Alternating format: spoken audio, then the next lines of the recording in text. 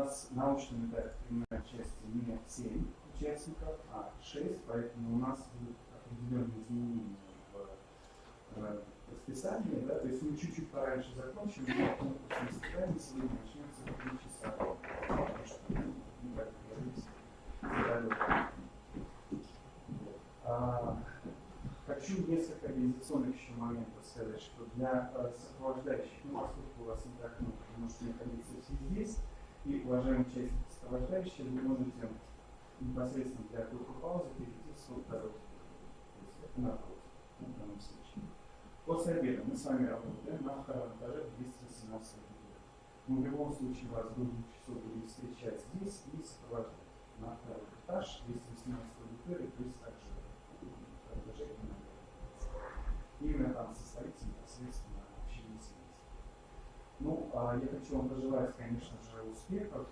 Самое главное, не бойтесь. В данном случае хочу сразу предупредить, что будет непосредственно осуществляться съемка, и уже несколько зрителей ждают видео. В данном случае публичность проведения конкурсных испытаний – это основное сейчас обязательство, так скажем, да, и так далее. Поэтому я желаю вам найти возможность пообщаться с коллегами, обсудить какие-то вопросы, между собой задать их, может быть, не свой получить, может быть, не ответ и так далее. Определить какие-то определенные перспективы, конечно же, какой бы ни был исход, в данном случае это просто конкурс, поэтому если кто-то вдруг не станет призером, пожалуйста, не расстраивайтесь. Данный конкурс, конечно же, будет развиваться, и в следующем году мы планируем уже непосредственно выйти на командный уровень, потому что мы понимаем, что руководитель без своей команды в данном случае, конечно же, может сделать многое, но с ними он достигнет гораздо больше. И решение государственных задач, каких-то иных локальных задач, поэтому успехов вам. Мы начнем буквально очень-очень скоро. Еще минут 5-6. Спасибо. Если будут какие-то вопросы, вы можете задавать их непосредственно мне по, может быть, там, командировкам и так далее. То есть, если что-то нужно оформить и прочее, да, какие-то документы, мы обязательно решим. Значит, обращаю ваше внимание, что по решению комитета, то есть Министерства награждения, в данном случае победителей призеров, официально, то есть с вручением грамотного сертификата, будет непосредственно 2 числа. Да? Завтра мы проведем процедуру закрытия и обозначим тех участников, которых мы ожидаем именно 2 числа. Да, конечно. На презентацию. Презентация примерно, вы можете приходить к 11:30, потому что в районе 11:45-12 мы начнем. Ну, скорее всего, это будет 12 часов. Презентация беседе с министром сопровождающим? Да, конечно. Да. Потому что у нас не так много, поэтому вы все будете непосредственно общаться с ней, находиться в передней части зала, а далее члены жюри будут, а за ними все сопровождающие. Поэтому мы все там поместимся и так далее. Те, кто не поместится, опять же, либо в 102, либо в какой-то иной, где-то не обязательно у вас будет непосредственно трансляция. Еще немножко.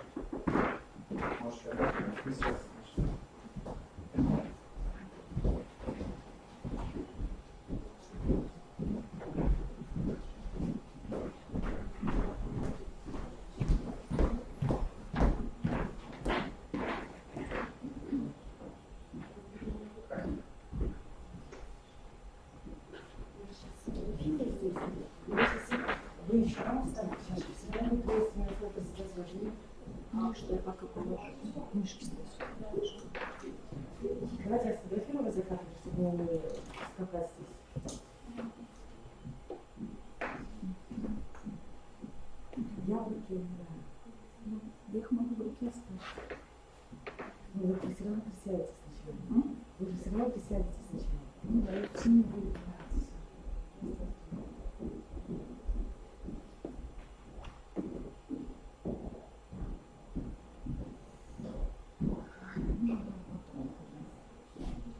Все нормально.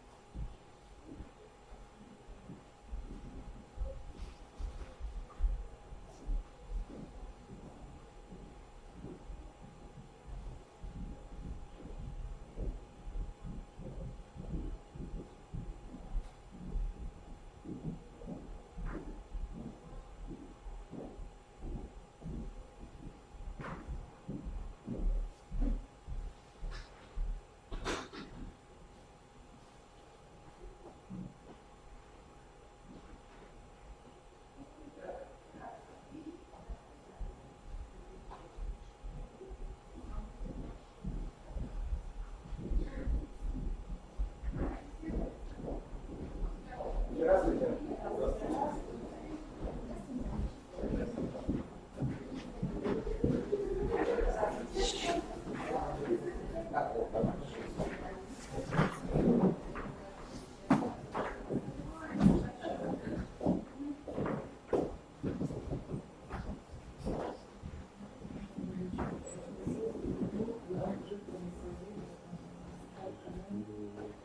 Пока.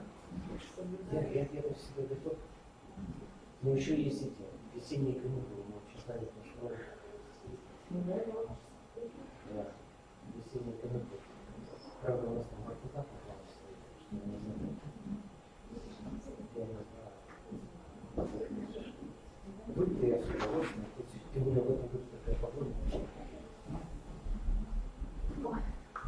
Сейчас езжай. Сейчас езжай.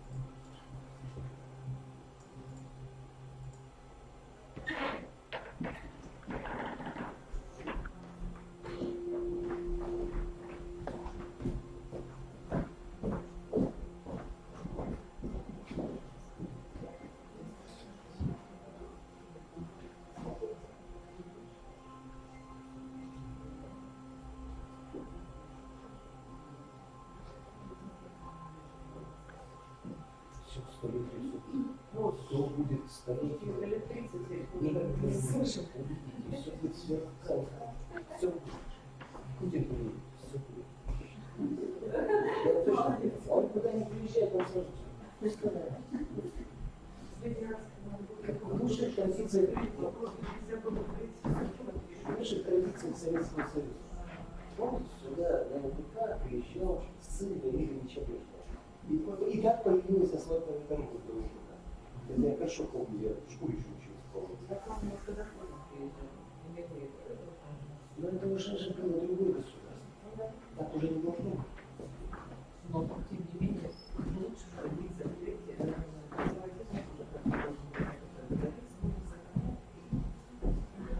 Именно на столетие все будет, потом пойдет дождь, потом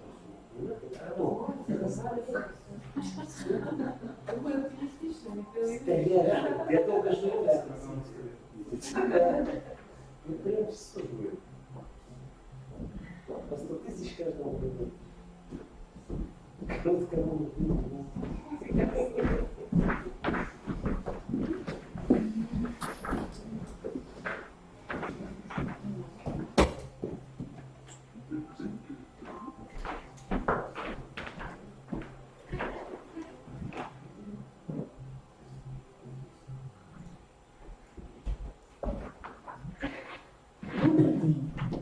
Добрый день, уважаемые конкурсанты, дорогие гости.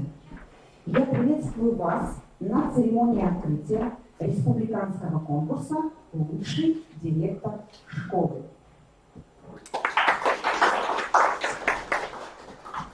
Республиканский конкурс «Лучший директор школы» проводится уже не в первый раз. Впервые он прошел в 2018 году. За это время конкурс стал настоящей школой управленческого мастерства, центром распространения всего лучшего в управленческой практике. Конкурс проводится в целях выявления, поддержки и поощрения самых талантливых и эффективных руководителей общеобразовательных организаций в нашей республике. Выявление инновационного опыта в области управления образовательной организацией общего образования, повышение профессионального мастерства руководителей образовательных организаций Республики Коми, привлечение внимания органов государственной власти и местного самоуправления, а также широкого круга общественности и средств массовой информации к актуальности решаемых задач в сфере управления образованием. Итак, учредителем нашего конкурса является Министерство образования, науки и молодежной политики Республики Коми.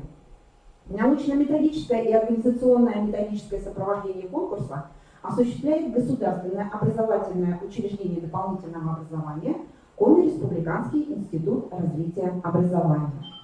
И сейчас для приветственного слова я приглашаю на сцену первого заместителя министра Министерства образования, науки и молодежной политики Республики Коми Смирнову Лидию Валерьевну. Добрый день, уважаемые коллеги.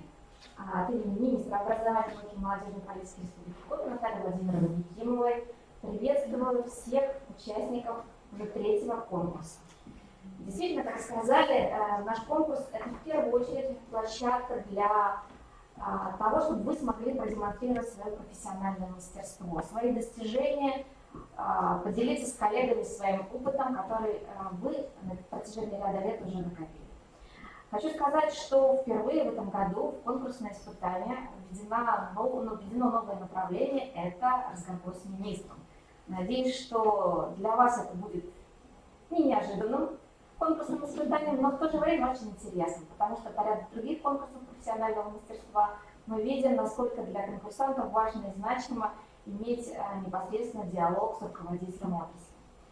Уважаемые коллеги, я желаю вам очень замечательных, открытых диалогов, насыщенной программы, чтобы для вас здесь участие в этом конкурсе стало площадкой для дальнейшего развития.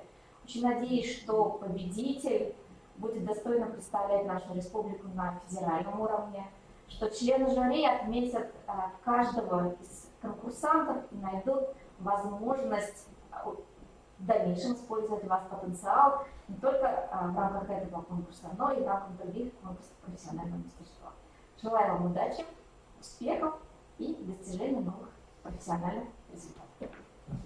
Спасибо большое, Лидия Валерьевна. А сейчас я хочу пригласить для приветственного слова председателя Коми Республиканской организации профсоюзов. Это Иванов Михаил Юрьевич.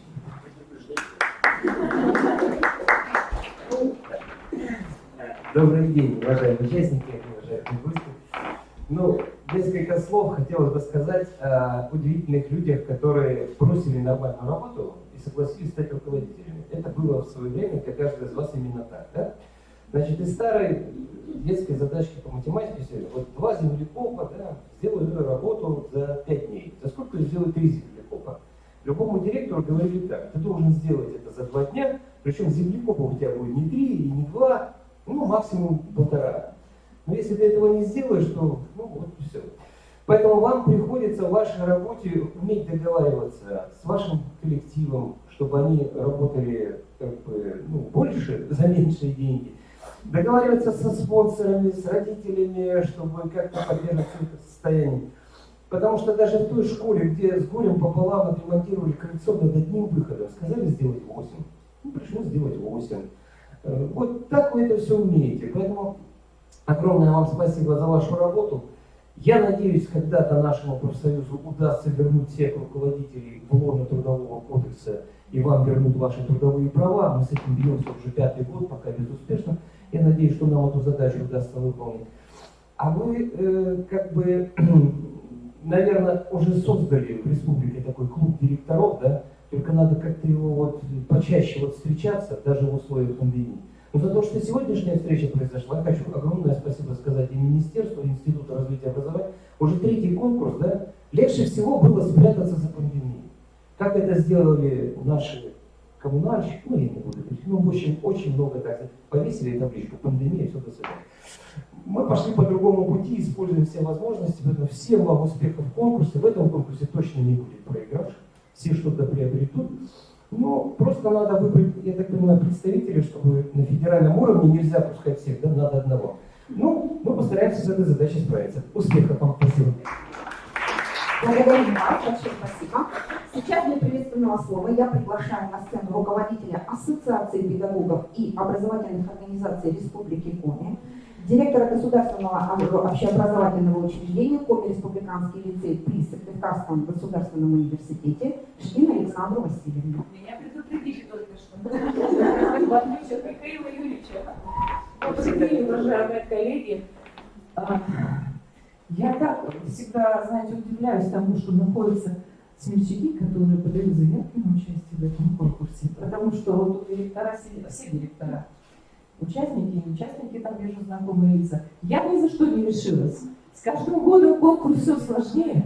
Коми Республиканский институт развития образования в этом плане очень так у нас научное учреждение и разрабатывает с каждым годом все более сложные, но я думаю, что более интересное и насыщенное мероприятие для директоров. И когда я посмотрела еще раз вчера, значит, какие мероприятия и критерии для нас, для членов жюри, я как-то так задумалась, ну как хорошо, что я в жюри.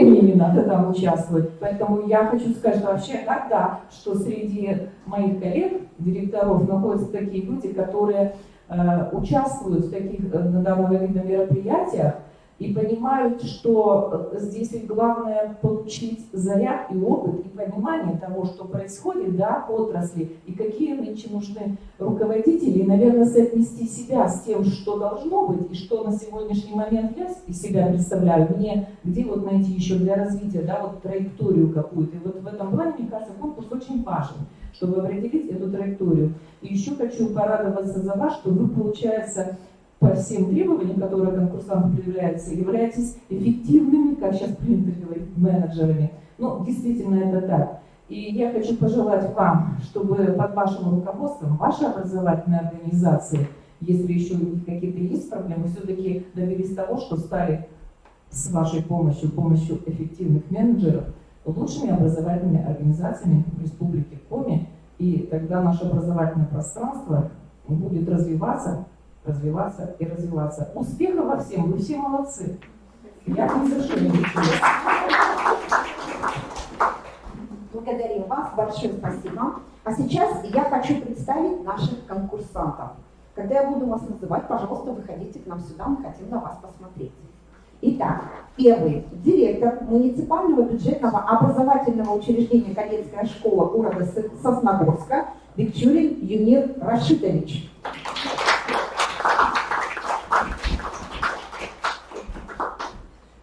Директор муниципального бюджетного образовательного учреждения средняя общеобразовательная школа номер 1 города Устинска Паринова Ирина Ивановна.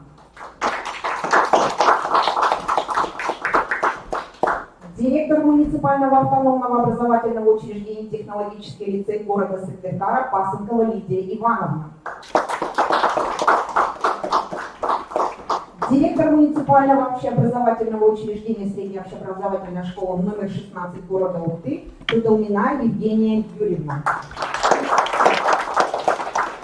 Директор муниципального общеобразовательного учреждения средняя общеобразовательная школа имени Карманова село Устни Уляшева Нина Ивановна.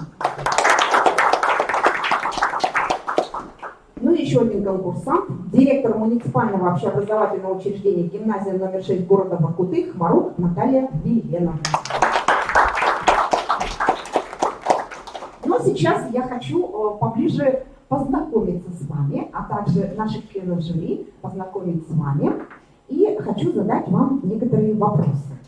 Итак, Юнир Рашитович, кто для вас является ярким примером современного руководителя учреждения?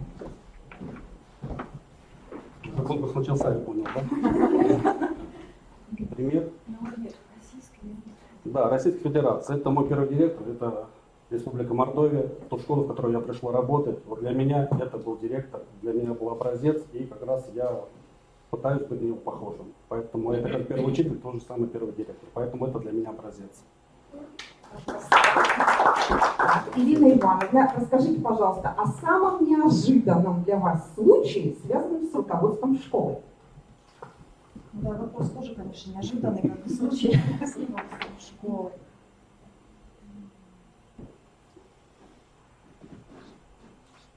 Самый неожиданный, наверное, неординарный, может быть, случай. Самый неожиданный и неординарный случай, это, наверное, когда ты приходишь, когда тебя назначили руководителем большой школы, и ты идешь, думаешь, неужто это все мое? А потом, когда проходят года, и ты уже с гордостью, когда видишь устав своей работы, идешь и думаешь, это же ведь все мое, все моего коллектива.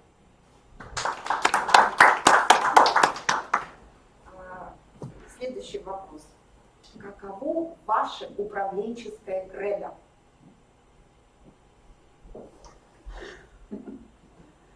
Мое управленческое кредо, ну, можно я скажу девиз, наверное, да? У нас все получится. За что бы мы ни брались, мы всегда говорим, у нас все получится. Вы, насколько я знаю, обладаете огромным управленческим опытом. Скажите, пожалуйста, сильно ли изменились требования к руководителю школы в последнее время? Знаете, требования всегда были ответственными. На протяжении многих лет, уже более 30 лет работаю в школе.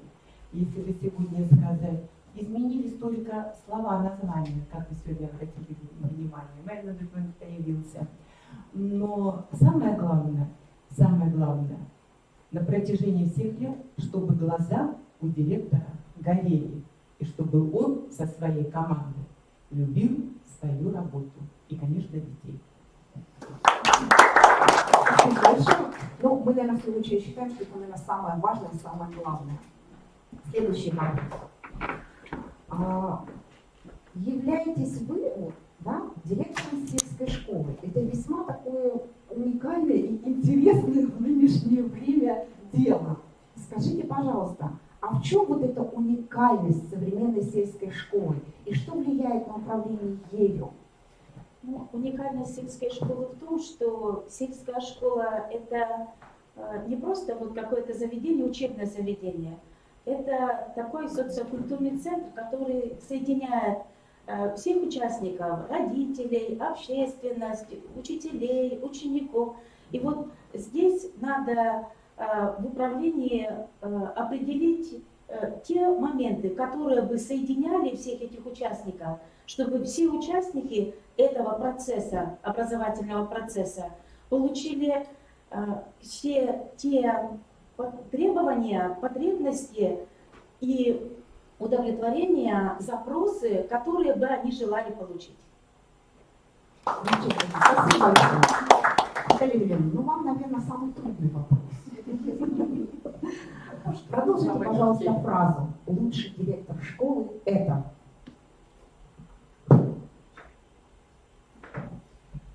Лучший директор школы – это человек, умеющий смотреть вперед, учиться на ошибках и вдохновлять коллектив.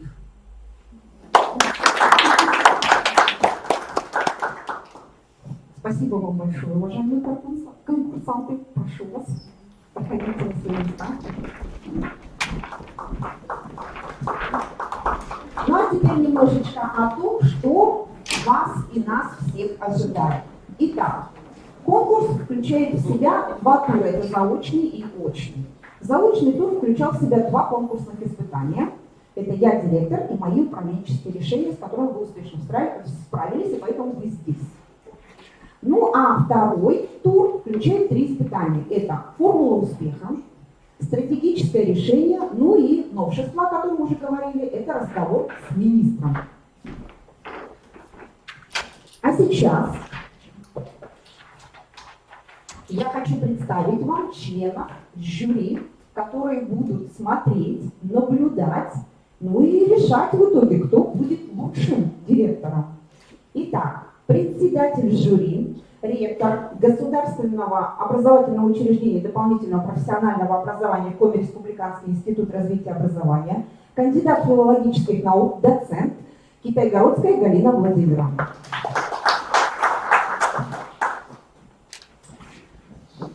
Член жюри, председатель Коми Республиканской организации профсоюза работников народного образования и науки Российской Федерации Иванов Михаил Юрьевич.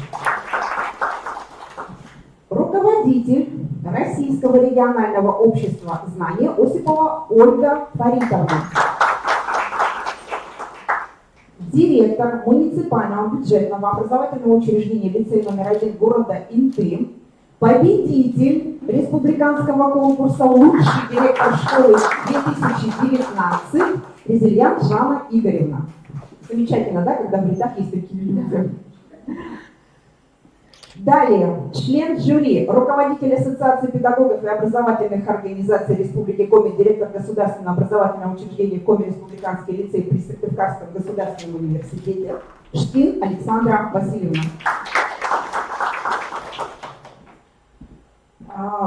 Заведующий Центром аттестации педагогических работников Государственного образовательного учреждения дополнительного профессионального образования Коми Республиканский институт развития образования Ныркова Светлана Анатольевна, но она подойдет попозже. Директор Государственного автономного учреждения Республики Коми Дом дружбы народов Республики Коми, председатель Российской родительской общественности муниципального образовательного учреждения гимназия Коми национальная гимназия города Сыктывкара Катанзейский Григорий Федорович.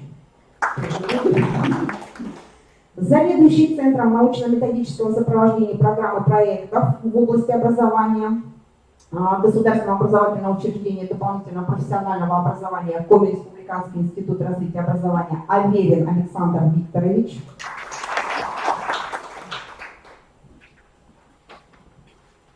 Ну, это все жюри. Я думаю, достаточно.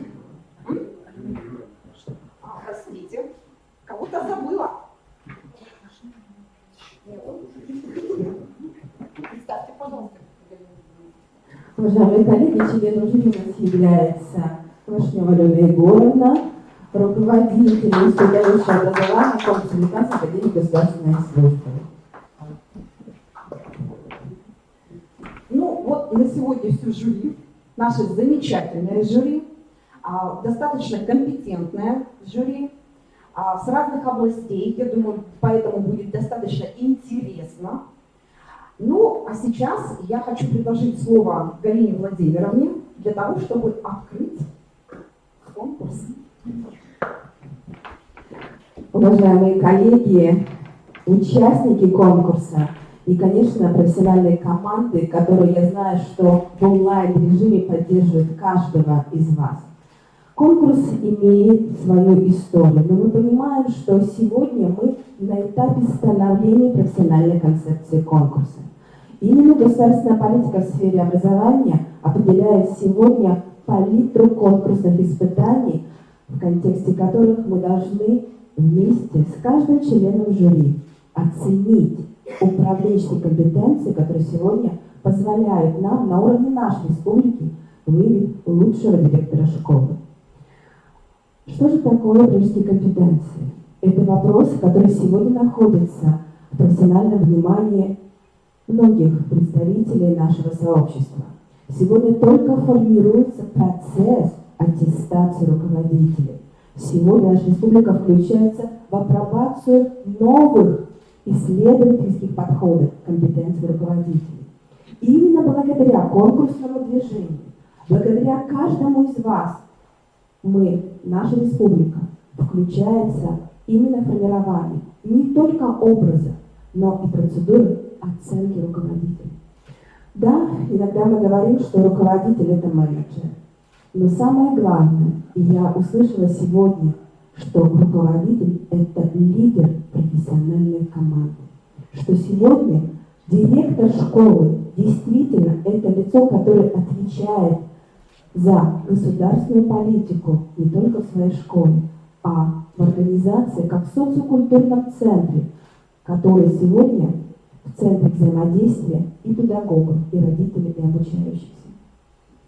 Уважаемые конкурсанты, вас ждет 2 удивительных дня. Я знаю, что в профессиональной судьбе каждого из вас это этап. Это этап профессионального осознания своих лидерских качеств, поиска новых решений. И действительно, несмотря на то, что прошли уже 2 заочных этапа, именно очные испытания, они потребуют от вас готовности демонстрировать публично свои компетенции. Это сложно, но профессионально это очень будет значимо и интересно. Поэтому, уважаемые конкурсанты, прошу вас быть уверенными, а мы, члены жюри, будем осознавать этот сложный процесс и, конечно, вас поддерживать. Уважаемые коллеги, у меня очень важная миссия. Я должна произнести те слова, которые мы все ожидаем. Конкурс профессионального мастерства «Лучший директор школы 2020 года» считается открытым.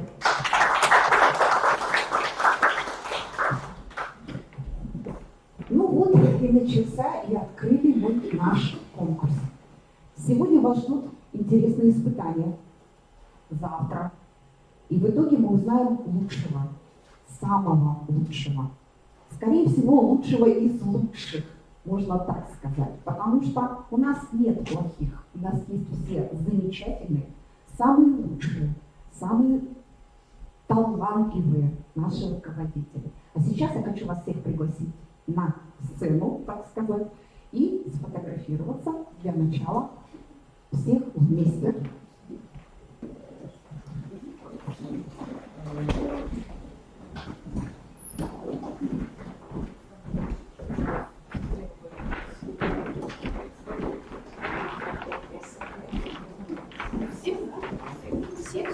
Всех членов конкурса.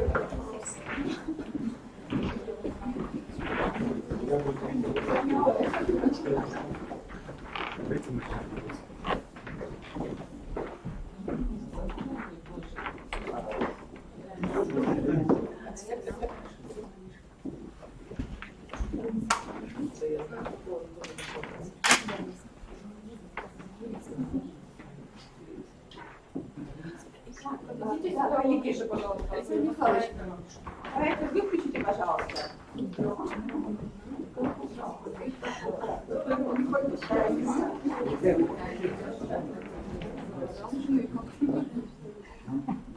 А вы тоже полуоборота. Да.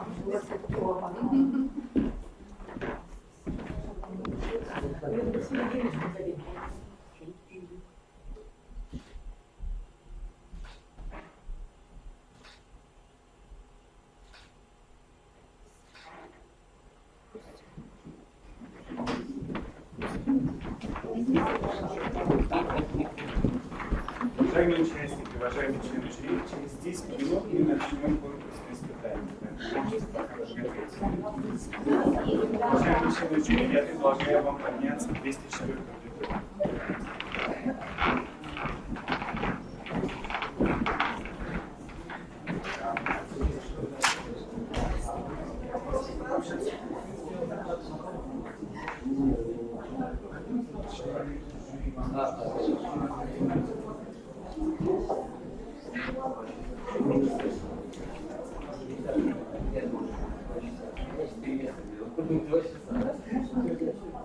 Нет, я понимаю.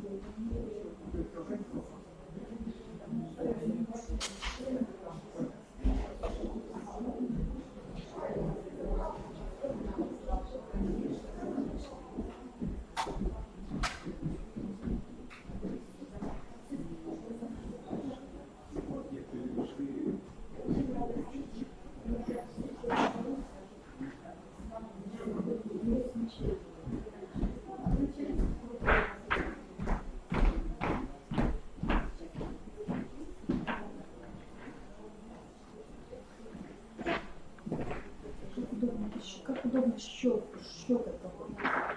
На стрелочку или на флешку? Я думаю, на стрелочку. Думаю, на стрелочку. Раз. Раз.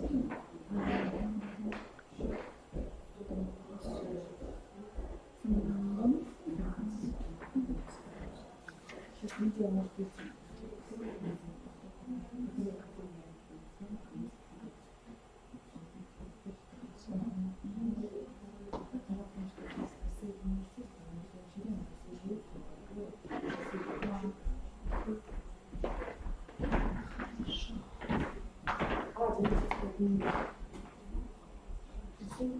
У нас не будет. Человек будет, концерта не будет. Все учителя, пиццерия не будет.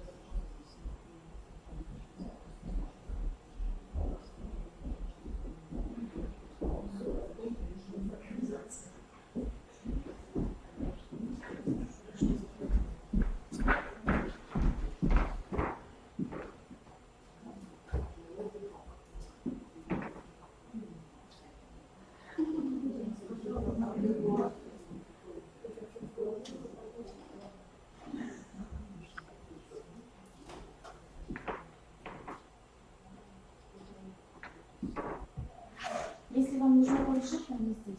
Хорошо? Здесь. Да, да.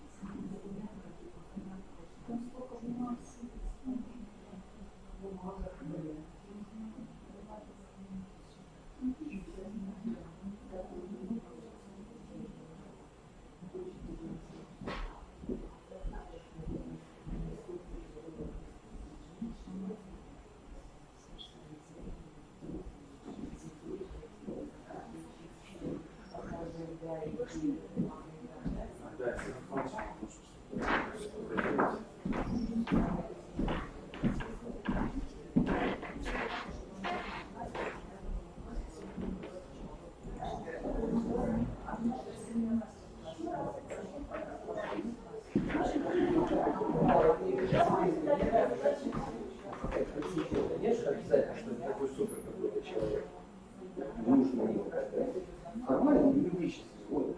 Значит, вот это возможно при соглашении двух сторон. Если вторая сторона отсутствует, то нельзя.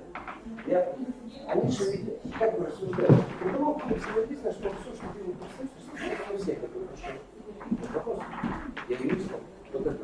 Глава республики говорил несколько лет назад. Когда сторона отсутствует, они даже не могут знать, как отсутствует. Они даже не могли понять, что у нас есть где-то, где нет совсем. Они же думают, что у нас везде есть, это не все человек. Заняться все. А говорит, ну если стороны нет, значит и нет, это все. И вопрос этот был решен еще несколько лет назад. А если, например, в селе, в детском саду в каком-нибудь есть? Она там должна работать. Она То есть место работы должно быть там, где есть. 3 человека достаточно. Все, я постараюсь звонить. Нет, именно в Москве. Вас что-то вы можно давать? А у меня других нет. Стационарные телефоны очень далеко. Сейчас. Позвоню вам на Москву, мне все равно. Нет, это не единственное. Опять мне придется выйти.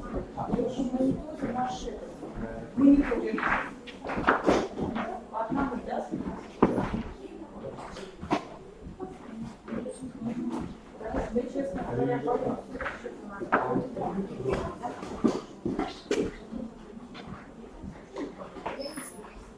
если очень спросите вас, завтра я вам полчаса на мир поставлю.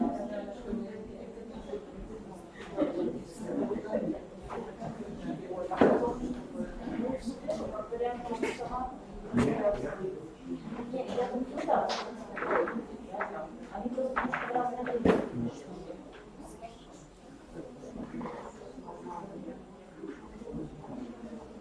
Уважаемые участники, мы буквально через несколько минут начнем с вами первое конкурсное испытание, которое называется «Формула успеха». Проверьте, пожалуйста, были ли подготовлены вам презентации, размещены на рабочем столе. У нас еще остается несколько минут.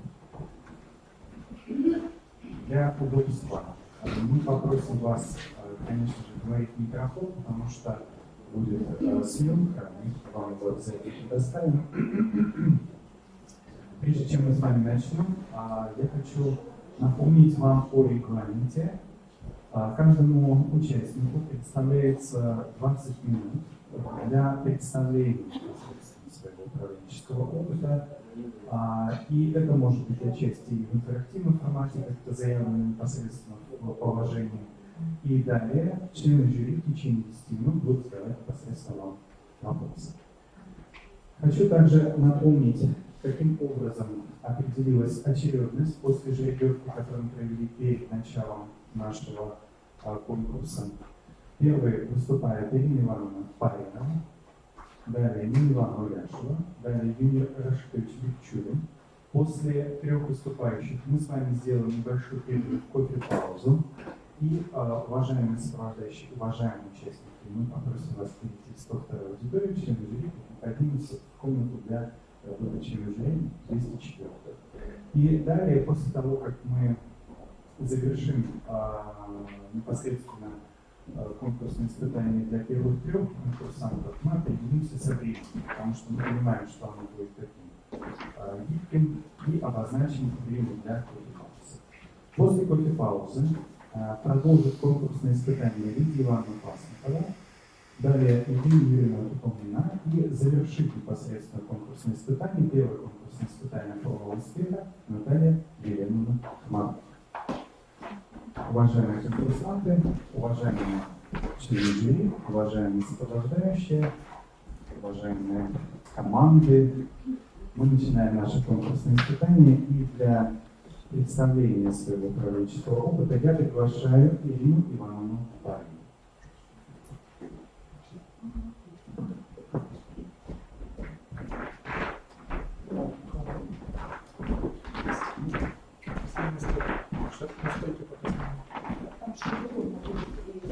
Хорошо.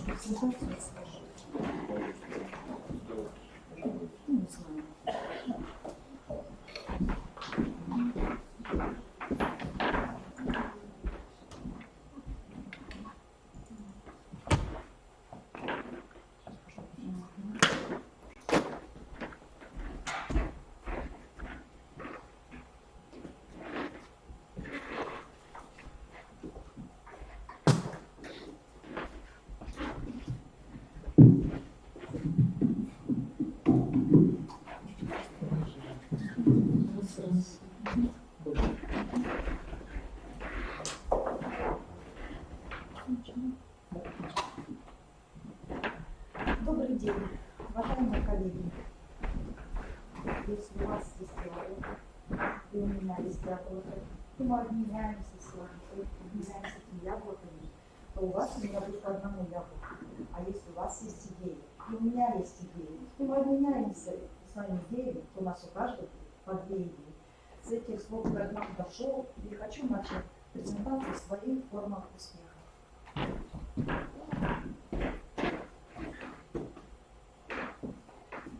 Думаю, вы согласитесь, что мы живем в быстро изменяющемся мире. Чтобы соответствовать темпу изменений, нам нужны новые идеи, подход, технологии. Ведь отсутствие изменений всегда означает остановку развития. Мы сами должны стать теми переменами, которые хотим увидеть в мире. Оптимальным для набора нового пути развития школы, для повышения ее конкурентоспособности, более адекватного реагирования на запросы потребителей образовательных услуг, в том числе для активного включения квалифицированных педагогических кадров, мы определили проектное управление. Но к пониманию и принятию пришли не сразу. Приступая к работе, я прекрасно понимала, что в школе давно назрели перемены. Некогда сильно передовая первая школа, которая работала под девизом «Первая всегда первая», постепенно утратила свои позиции в социуме. Работа школы была организована вокруг людей, то есть идеи, которые рождались из возможностей конкретных педагогов или наличия внешних партнеров, а не из реальных потребностей школьного сообщества. К 2016 году значительно снизился контингент учащихся. Это было обусловлено в том числе и низкой популярностью школы. Необходимо было выиграть внешнюю политику. Для дальнейшего пути развития школы мы провели опрос всех участников образовательных отношений, чтобы понять, что хотят от школы ученики, родители, педагоги. Оказалось, что все хотят одного и того же – возрастания престижа школы, дальнейшего развития системы дополнительного образования, обновления содержаний и большей вариативности общеобразовательных программ, и как результат повышения качества школьного образования.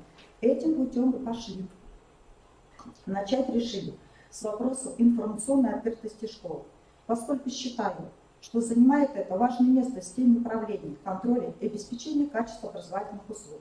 Обновили школьный дизайн сайта, сделали его наполнение актуальным и полным, а навигацию удобной для пользователей.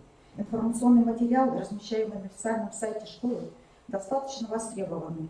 Так, за сентябрь 2020 года зарегистрировано более 150 посещений сайта. Информационная открытость обеспечивается и за счет ведения официальной группы школы в социальной сети ВКонтакте. Сегодня группа насчитывает 370 подписчиков, и это число постоянно растет. Кроме того, группы ВКонтакте создали отделение РДШ «Творческое ведение школьной системы дополнительного образования».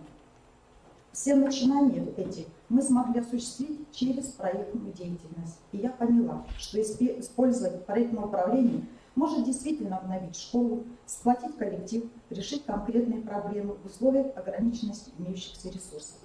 Первыми успешно реализованными управленческими проектами, позволившими решать основную задачу становления эффективной системы управления школой и образовательным процессом, направленные на развитие личности ученика и обеспечение качества образования в школе, стали проекты по обновлению содержания образования. Мы тщательно проанализировали все имеющиеся ресурсы и решили изменить подходы к организации уроков физкультуры. Начать решили с начальной школы, выбрав направление шахматы. Шахматы – это игра, которая развивает логическое, аналитическое, творческое и абстрактное мышление, тренирует усидчивость и умение мыслить на перспективу, учится соблюдать правила и быть организованным, что, естественно, скажется на качестве обучения младших школьников. Провели необходимую подготовку. И с 1 сентября 2017 года 89 первоклассников начали обучение игре в шахматы. В этом учебном году шахматами уже обучаются все 324 учащихся 1-4 классов. Сегодня можно подвести первые итоги реализации проекта «Шахматы в школе». Много говорится о том, что ребенок, играющий в шахматы, легче осваивает точные науки. Этот факт подтверждается позитивной динамикой качества знаний учащихся, которые изучают учебный предмет шахматы. Кроме успеха в учебе, ребята являются активными участниками и призерами соревнований различных уровней. В прошлом учебном году 80 учащихся приняли участие в соревнованиях и турнирах по шахматам. 14 из них стали победителями и призерами. К обновлению содержания неучебного предмета физическая культура на уровне основного общего образования мы приступили в сентябре 2018 года, когда поэтапно, начиная с 5 классов, стали реализовывать проект «Самбо в школу» за счет 3-го часа физической культуры. Выбор на самбо пал не случайно, поскольку этого единоборства нет существенных ограничений для занятий. Этот спорт воспитывает не только силу, но и дух, дисциплинированность, собранность у детей. Замечу, что в данном случае, принимая решение, мы также опирались на мнение родителей и учащихся. И с 1 сентября 2019 года школа стала сетевой площадкой Федерального ресурсного центра инноваций и развития образования «Открытый мир самбо». Кроме того, для желающих начала работу секция дополнительного образования самбо. Родители учащихся позитивно оценили и это наше начинание, отметив, что дети посещают занятия физической культуры с желанием, и это положительно сказывается и на школьной успеваемости, и на состоянии здоровья детей. Поэтому в дальнейшем мы планируем продолжить деятельность в этом направлении. Большой стимул для дальнейшего развития нам дало участие в региональном проекте «Эффективная школа», прошедшем в учебном году, что способствовало переосмыслению подходов к оценке качества на уровне школы, профессионализму, развитию педагогов и индивидуализации образования. Так, 1 сентября 2019 года, отвечая на запрос родителей, впервые за годы существования школы семиклассникам представилась возможность углубленного изучения учебного предмета обществознания. Учебный предмет расширен курсом финансовой грамотности, изучением антикоррупционного законодательства. Первые успехи не заставили себя ждать. В 2019-2020 учебном году наши ученики стали лучшими на муниципальном этапе Всероссийской олимпиады школьников по обществознанию. Определенный оптимизм внушает результат единого государственного экзамена этого года по физике и профильной математике. Средний балл учащихся более чем на 10 баллов превышает результаты прошлого года. Происходящие перемены также затронули подходы к управлению образовательной организацией. Жесткое деление на администрацию и педагогический коллектив для нас перестало быть актуальным. Эффективнее здесь работает проектные команды, объединившие администрацию педагогов школы. Такой подход создает условия для мобильной и прозрачной работы школы, экономия времени на выполнение рутинных вопросов, позволяет решать их максимально быстро, оставляя время для решения стратегических задач. В 2019 году завершилась реализация ранее действующей программы развития школы. К разработке новой программы мы подошли тоже с позиции проектного управления. Концепцию будущего образа школы мы определили как «Школа возможностей». Девиз «Школы возможностей» – это достойное образование сегодня, это перспектива стать успешным человеком завтра. Школа возможностей должна стать местом, где ученики усваивают не только универсальные знания и умения, но и владевают функциональной грамотностью и гибкими компетенциями, умение общаться с людьми и работать в команде, эффективно организовывать свое время, критически и творчески мыслить, принимать решения и брать на себя ответственность. Для того, чтобы подготовить выпускников школы, выстраивать свою траекторию будущего, нам необходимо пересмотреть образовательные подходы, процессы и условия образования, которые позволят дать учащимся возможность сформировать навыки, необходимые для профессионального, общественного и личностного успеха. В данном направлении мы планируем создать условия для реализации индивидуальных образовательных маршрутов через введение в курс среднего общего образования, что в этом году мы и начали с сентября 2020 года. Внедрить целевую модель наставничества как ресурс развития учащихся и педагогов.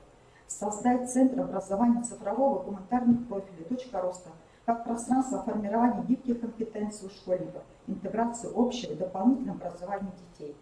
Создать систему педагогического сопровождения индивидуальных маршрутов учащихся, проявляющих способности. Вовлечь максимальное количество учащихся в участие в проектах «Билет в будущее», «Траектория» для возможности их ранней профориентации и осознанного выбора профессиональной области деятельности в будущем. В этом вопросе мы тоже начали профориентацию ранее уже с 7 класса.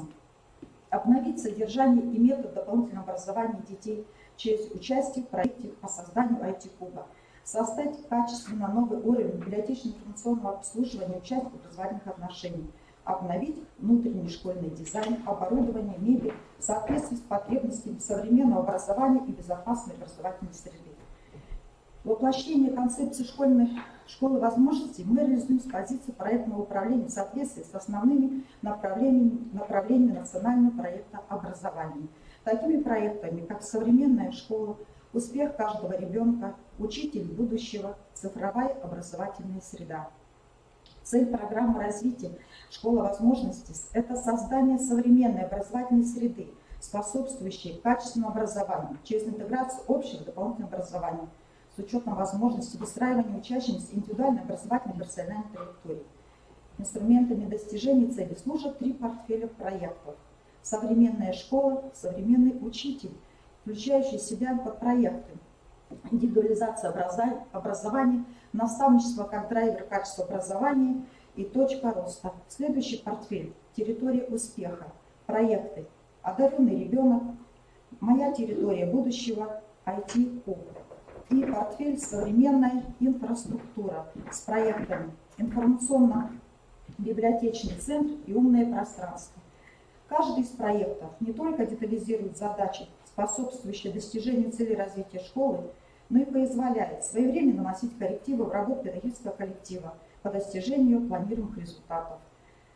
Наша программа прошла необходимую экспертизу на муниципальном уровне, была согласована с учредителем, и в мае 2020 года мы приступили к ее реализации.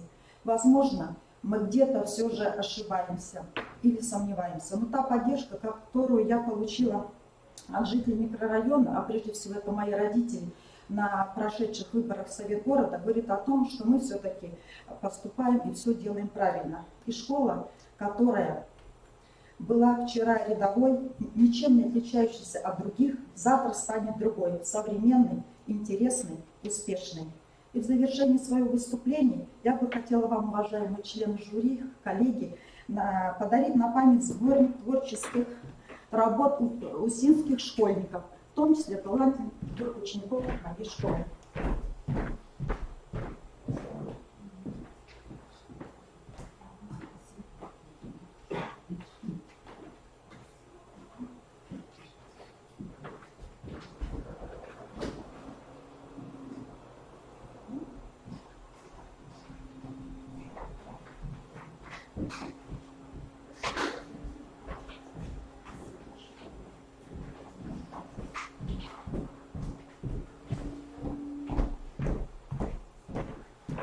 Благодарю за внимание и готова ответить на ваши вопросы. Спасибо, Ирина Ивановна. Я думаю, что мы можем поаплодировать. Уважаемые члены жюри, у нас с вами есть возможность задать вопросы. И, пожалуйста, слово передаю Галине Владимировне.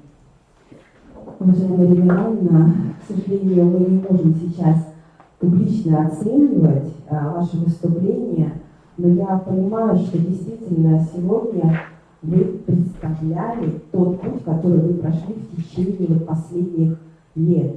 Это, конечно, очень важно. У меня вопрос, связанный с командой. Вы использовали местоимение «мы», потом говорили, что у вас проектная команда, и вы продемонстрировали изменение схемы взаимодействия внутри вашей организации. Но в любой проектной команде у каждого есть еще и роли, которые вы, в отличие от функций в контексте системы управления, поменяли, изменили, либо дополнили. Может быть, несколько проектных ролей вашей команды вы сейчас озвучите? Ну, на данный момент я школой руковожу это 4 года, поэтому я представила результат нашей команды именно за 4 года, то, что мы сделали. Вот. Конечно, это проектное управление, это работа всей команды. И мы, когда разрабатываем какой-то проект, мы делим, то есть раздаем роли. Допустим, вот индивидуализация образования, проект «Одаренный ребенок» и так далее.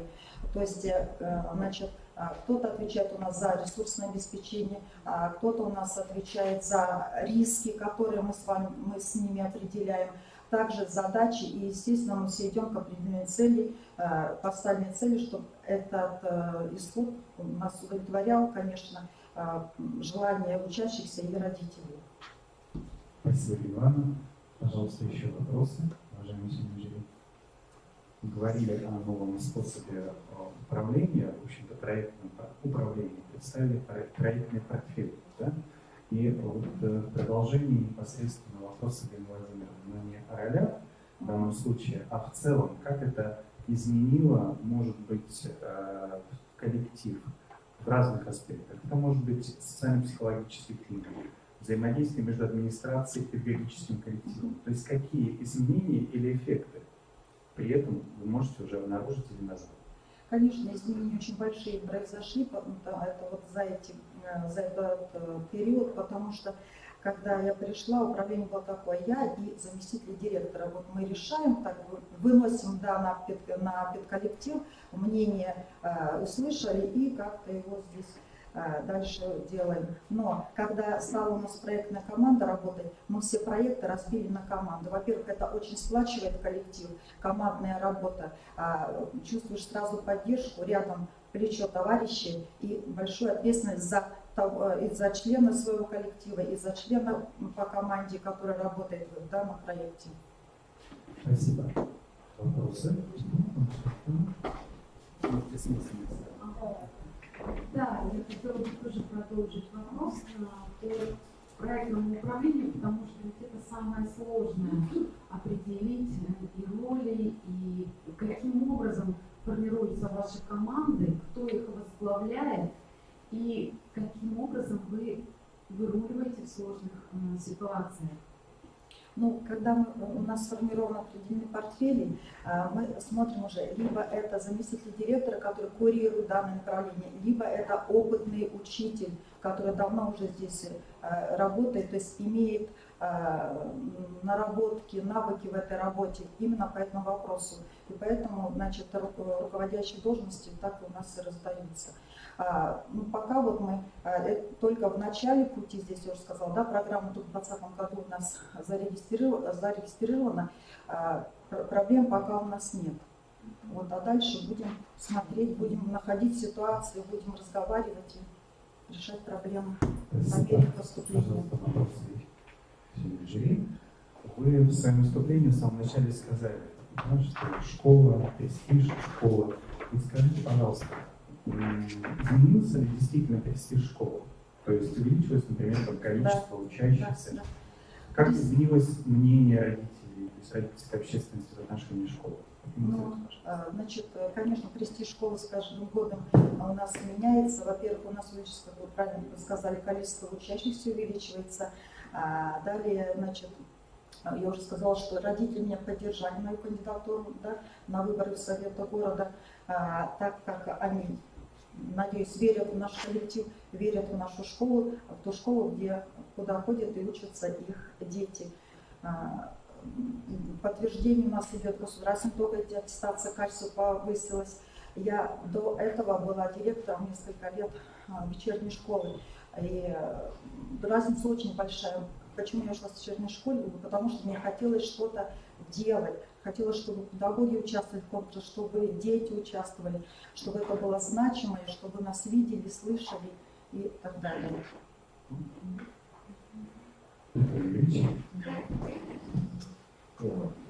Программа конкретной школы, да, должна отличаться от программы правительства. Да? То, что можно одним обещать и не делать, в школе нельзя. То есть придется сделать. В 2025 году у вас поставлены конкретные задачи, да, все прописано, цели, задачи и так далее. Но и вдруг в 2021, 2022, 2023 что-то идет не так. Вы готовы все поменять? Кто будет принимать решение, надо что-то менять или нет? Кого вы будете к этому приезжать? Или будете жестко стоять на своем, что все будет правильно, просто сейчас небольшие миграции? Нет, конечно же, я с вами согласна, что есть риски, каждого проекта есть риски. И мы на это работаем. Лично мое мнение, что все эти проекты должны быть исполнены. Будем стараться их исполнять. Потому что сейчас, когда у нас получается, мы эти вот проекты только задумали, да, и уже в мысли, когда делаешь один проект, получается, что уже где-то видишь, что еще бы надо какой-то проект, но уже на будущее остается. Но очень бы хотелось, чтобы все их завершили. Спасибо. Спасибо, Ирина Ивановна. Мы поздравляем вас с тем, что конкурсное испытание «Формула успеха» для вас лично уже завершилось. Поздравляем вас. Спасибо. Спасибо большое, уважаемые жюри, уважаемые коллеги. Для меня это первое такое испытание такого масштаба. Спасибо за доброжелательность, за настрой. Спасибо большое. Спасибо, Ирина. Для продолжения конкурсного испытания я приглашаю Нину Ивановну. Уважаемые участники, если необходимо для более комфортной презентации водичка, можно непосредственно буквально несколько минут. И мы продолжим.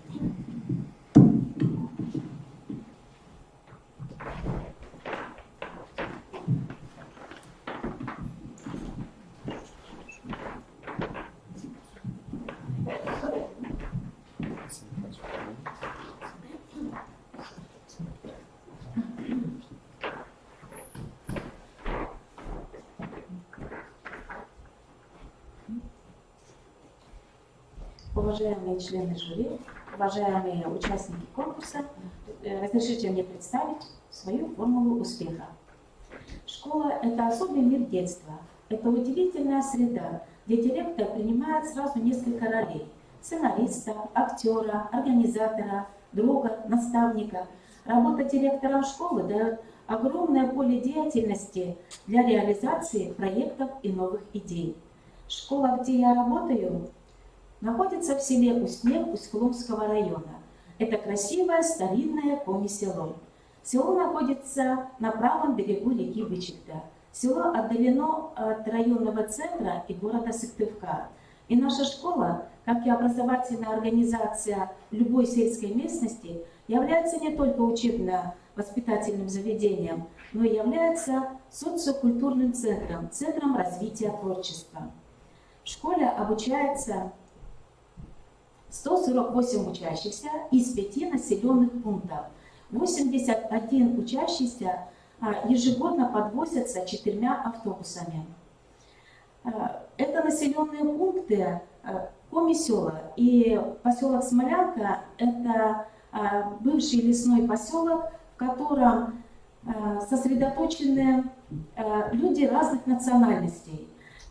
И в связи с этим часть детей, большая часть детей изучает коми-язык как родной, а для части детей он является неродным. Специфика контингента учащихся, особенности условия нашей местности, в которых находится школа, внутренние и внешние факторы диктуют особенности развития нашей школы. Школа всегда должна шагать в ногу со временем, быть конкурентоспособной, не останавливаться на достигнутом. И это значит, необходимо ставить перед собой актуальные на сегодняшний день задачи. Цель развития нашей школы – дать каждому участнику образовательного процесса определить возможности, область своей успешности, реализовать личностный потенциал, удовлетворить образовательные потребности, ожидания и запросы. Для того, чтобы привести школу к успеху, сделать успешной школу, необходим дружный, сплоченный коллектив, команда. И моя цель – создать вокруг себя команду, творческий коллектив. Важно в работе в команде учитывать и признавать достоинства каждого и относиться к каждому как к соратнику. Поэтому метод работы в команде – это сотрудничество. И негласным девизом нашей школы является «Школа не для всех, а школа для каждого», в котором просматривается личностный подход к каждому участнику образовательного процесса. Известно, что за любым успешным руководителем работа слаженной команды единомышленников. И мое основное средство управления школой – создание творческих групп педагогов для решения поставленных задач. Активно работают и методические объединения. И благодаря такой организации работы возможна качественная и полная проработка любого вопроса. Как известно, в споре рождается истина. И я беру во внимание мнение каждого из коллег. Вместе обсуждаем и результат, общие цели и задачи. Приоритетные направления деятельности школы ограниченно вплетены в основные направления реализации региональных проектов национального проекта образования Российской Федерации. И предоставление, одно из направлений предоставления качественного образования. Оно является приоритетным в деятельности образовательной организации. Ежегодно с начала учебного года перед каждым методическим объединением педагогов, рабочими группами и перед каждым учителем ставлю задачу, исходя из анализа за 3 учебных года. Результатом являются успешные итоги государственной итоговой аттестации. На слайде показаны результаты единого государственного экзамена, где учащиеся показали высокие баллы. Благодаря этому наши выпускники поступают в высшие учебные заведения не только города Сыктывкара, но и в Санкт-Петербург, Киров, Пермь.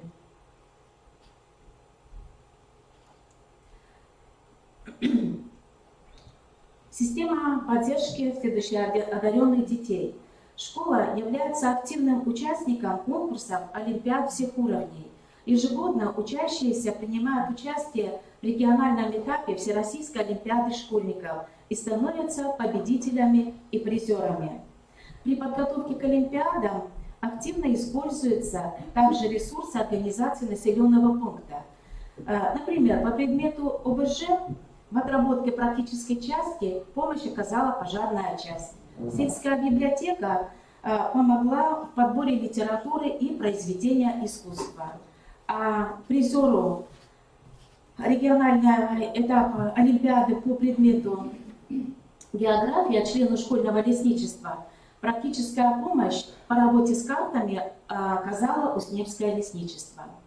Многоплановость и многоаспектность конкурсов, в которых принимают участие наша школа и наши учащиеся, расширяется с каждым годом. Участие обучающихся в разных конкурсах вызывает положительную мотивацию, формирует активную жизненную позицию, повышает интерес к изучаемым предметам, способствует развитию творческого мышления.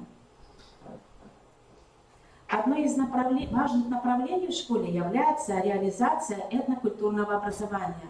Это сохранение коми-языка. В этом специфика нашей школы. Это единственная школа в районе, в котором изучается коми-язык как родной, параллельно с изучением коми-языка неродного.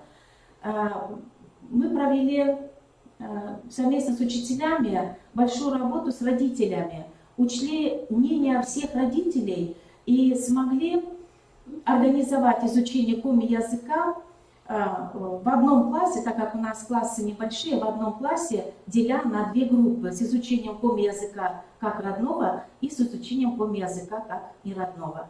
Таким образом удовлетворили все потребности нашего социума. Для сплочения ученического коллектива, вовлечения учащихся в систему дополнительного образования под моим руководством была организована творческая группа, которая разрабатывала основные направления школы вовлечения учащихся во внеурочную деятельность и также в обучении по программам дополнительного образования. Учителям дана была установка вовлечь их учащихся со всех населенных пунктов. Я неоднократно выступала на родительских собраниях, проводила индивидуальные беседы с учащимися, родителями. И в результате в настоящее время в школе реализуется 14 программ дополнительного образования. Это художественного, естественно-научного, технического, физкультурно-спортивного направления. Особое внимание в настоящее время уделяется естественно-научному и техническому направлению. И это поспособствовало еще тому, что в 2019 году на базе нашей школы был открыт центр «Точка роста», где проводятся такие направления, как программирование, 3D-моделирование, робототехника, журналистика, мультимедийное направление, шахматы и другие. В качестве ключевого направления внеурочной деятельности в школе выбрано направление школьное лесничество. Для деятельности в данном направлении мной налажено тесное сотрудничество государственным управлением Уснемское лесничество, Коми-республиканским эколого-биологическим центром, Коми-республиканским обществом лесоводов. Учащиеся проводят акции, участвуют в конкурсах, слетах, мероприятиях, проектах. В целом 90% учащихся нашей школы вовлечены в эту деятельность. Имеются успешные результаты. Мы являемся победителями и призерами республиканского слета школьных лесничеств с 2014 по 2019 год. Участвовали в первом всероссийском слете школьных лесничеств в Республике Крым. В 2019 году приняли участие в всероссийском слете в городе Брянск. Участвовали в межрегиональном фестивале в городе Тюмень. Участвуем в федеральном проекте «Общественный мониторинг». Стали победителями конкурсного отбора в Республике Коми федерального проекта «Экопатруль». И в 2020 году наше школьное лесничество в конкурсе «Лучшее школьное лесничество Республики Коми» стало призером. Развитие системы самоуправления. В школе происходит делегирование многих полномочий и ответственности за результаты самим участникам образовательного процесса. В воспитательном пространстве большую роль играет детское самоуправление, детское общественное объединение «Спектр» в рамках российского движения школьников, которое обеспечивает развитие самостоятельности учащихся в принятии решений для достижения общественно значимых целей. В школе развито волонтерское движение. В своей работе я стараюсь как можно чаще обращаться к совету школы, к родительскому комитету, привлекать детское объединение, обсуждать и решать проблемы сообща. Это дает мне реальную помощь в осуществлении задуманного. И родителям, общественности, ученикам, учителям ощутить свою непосредственную сопричастность к происходящему, а значит ответственность за принятие тех или иных решений. Вместе мы планируем и реализуем все стоящие перед нами задачи. Регулярно я как директор выступаю и на общешкольных родительских собраниях, перед педагогическим коллективом, общественностью, самоанализом. Я считаю, что полная прозрачность деятельности руководителя и школы только, имеет очень важное значение. Только тогда тебе поверят, и только тогда можно будет осуществлять успешное руководство, особенно в сельской местности. Также я неоднократно выступала перед коллегами, руководителями образовательных организаций нашего района, делилась опытом управленческой деятельности, и на базе нашей школы с этой целью были организованы районные совещания руководителей. Под моим руководством педагогический коллектив использует такой метод управления учебно-воспитательным процессом, который позволяет укреплять школьные традиции, вовлечь общественность, родителей, увеличить количество и качество проводимых мероприятий. С этой целью у нас налажена активная работа с организациями. Здесь на слайде показаны организации нашего населенного пункта, с которыми мы взаимодействуем, которые участвуют непосредственно в нашем образовательном процессе и которых мы вовлекаем в этом участии. Кроме этого, мы взаимодействуем и с районными учреждениями, а также республиканскими учреждениями. Деятельность школы ориентирована на выпускника, как гражданина-патриота, образованного человека, личность культурную, гуманную, способную к саморазвитию. И такой подход является целесообразным, эффективным и успешным. И вот успешная школа, слагающая успешной школы, это успешный ученик, активный, имеет гражданскую позицию, социализирован, талантлив, желающий познать новое. Успешный учитель – это творческий, учитель-профессионал, преданный своему делу. Успешный родитель, удовлетворенный результатом, заинтересованный, понимающий, поддерживающий школу. Школа изменилась и стала конкурентоспособной, с насыщенной и интересной жизнью, в которой каждый ребенок, каждый подросток может проявить себя в науке, в спорте, в творчестве. И под моим руководством в 2018 году школа стала призером республиканского конкурса «Лучшая сельская школа» Республики Коми, и в 2019 году победителем конкурса «Топ лучших сельских школ». И моя формула успеха – это слаженная команда единомышленников, вера в себя и в свое дело. Спасибо за внимание. Спасибо. Спасибо. Уважаемые члены жюри, у вас есть возможность задать вопросы.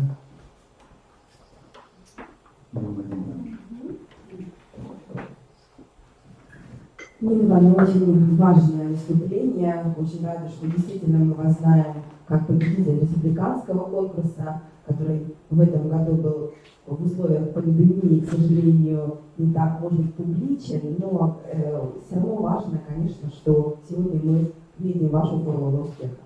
У меня вопрос связан с успешным учителем.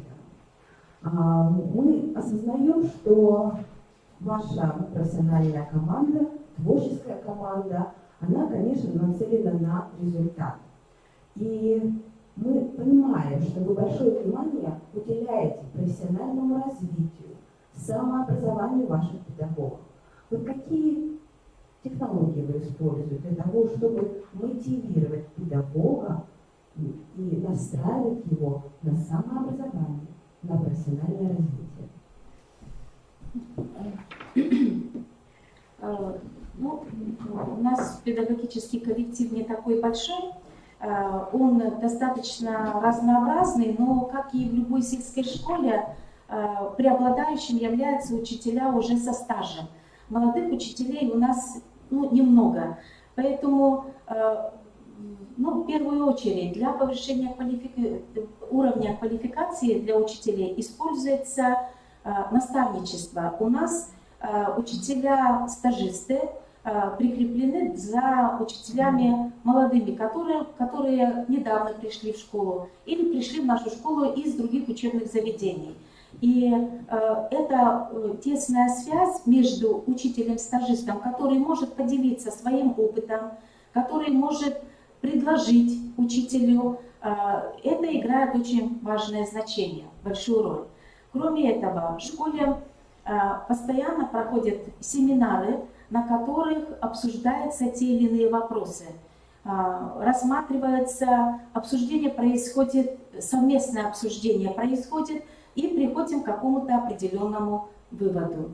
Но и это личное участие, личный пример учителей. Ведь когда у учителей есть какие-то результаты, это подстегивает других также повысить свой уровень образования и показать, на что он способен.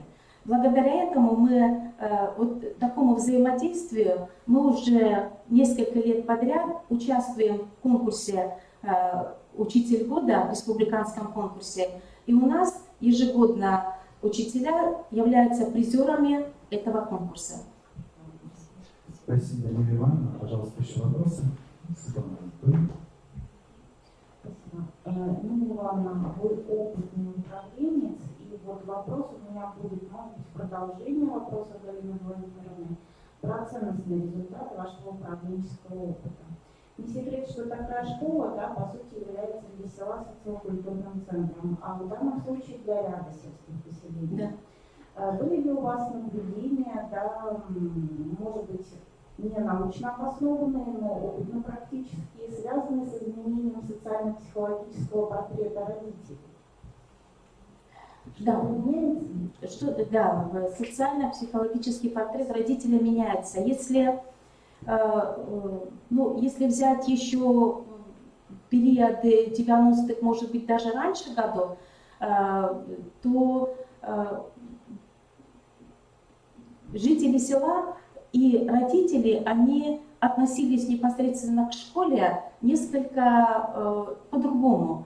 Они полностью поддерживали школу, и учитель для них был примером всего.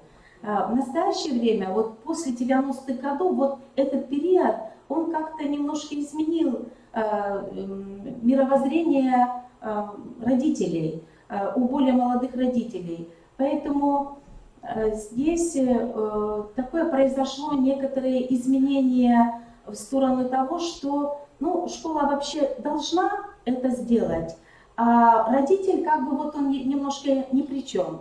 Поэтому здесь вот проводится очень большая работа именно в направлении, что школа и родитель – это единое целое. Мы делаем одну работу, выполняем одну задачу. Мы должны достичь одной цели. Мы должны воспитать ребенка, который бы в будущем был опорой и для села, опорой для школы, мы бы гордились, но и опорой для родителей, ведь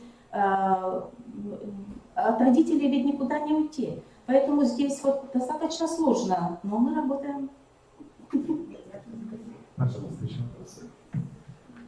У вас действительно очень уникальный опыт работы в сельской школе, в сельской местности. Скажите, пожалуйста, какой опыт или какую технологию или метод можно масштабировать, вы бы предложили масштабировать во все школы республики? Вот это один из вот таких технологий от анализа к результату.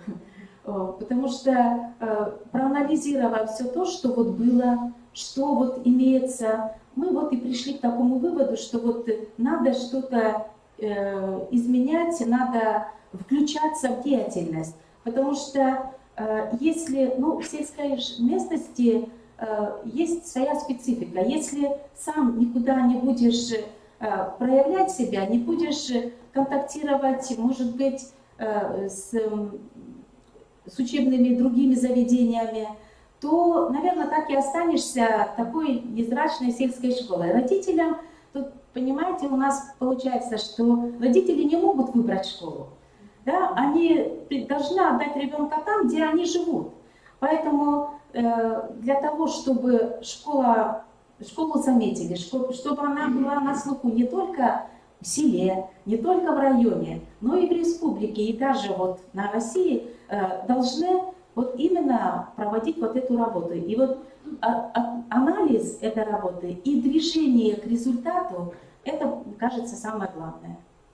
Спасибо. Михаил Юрьевич. Вот у нас очень модно что-нибудь оценивать, да? Но связано с тем, что людей у нас в образовании, тех, которые непосредственно учат, уже меньше, чем тех контролеров, которые учат тех, кто учит, да? Ну вот в станку я не пойду, а что-нибудь поконтролирую, да. Это у нас есть.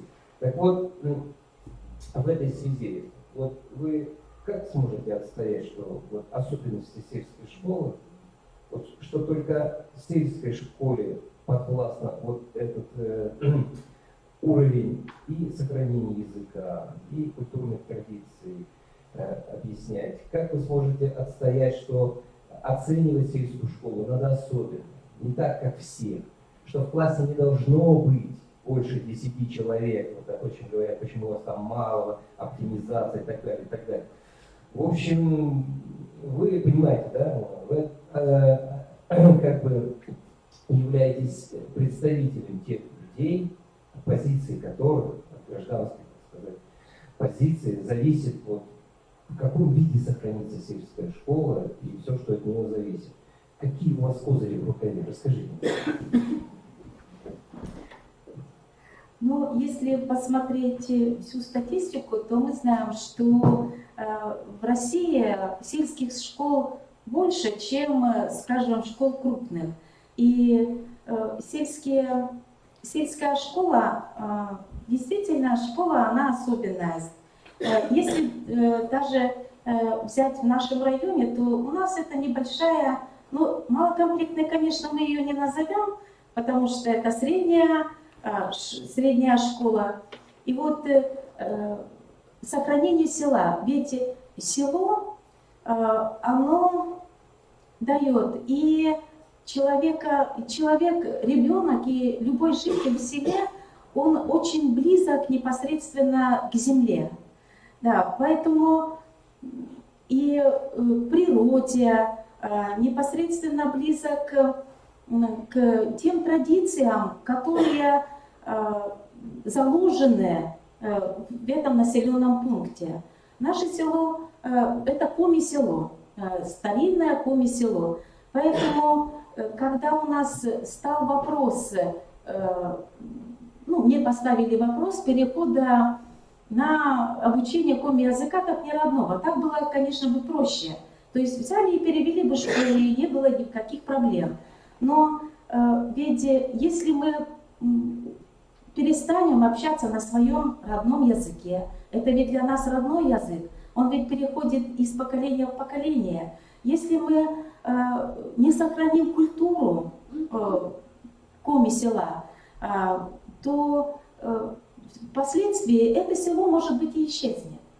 Поэтому мне кажется, что необходимо делать все то, чтобы село сохранилось, чтобы даже маленькие населенные пункты имеют право на выживание и имеют право существовать. Не обязательно это должна быть большая школа с прекрасными результатами.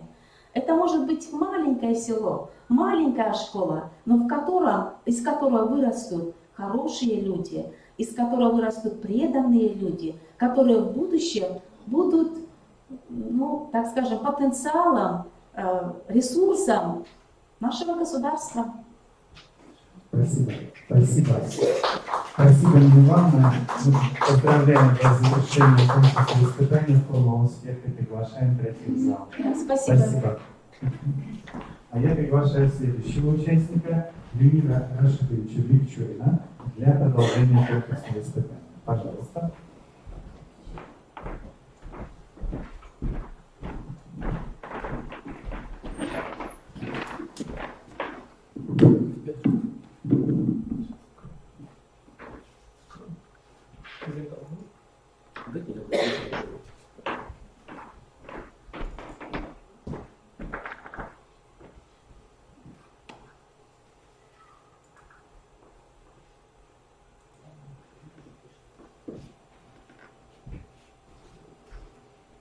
Добрый день.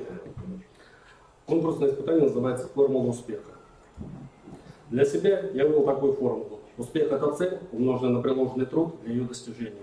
Если труд равен нулю, то успеха достичь не удастся. Если нет цели, то все приложенные усилия будут бессмысленны. Но если есть цель и приложенные усилия для ее достижения равны хотя бы по единице, то успех становится ближе. Каждый шаг, пусть даже небольшой, приближает тебя к достижению поставленной цели в задуманном деле, к положительному результату, к общественному признанию, в итоге к успеху.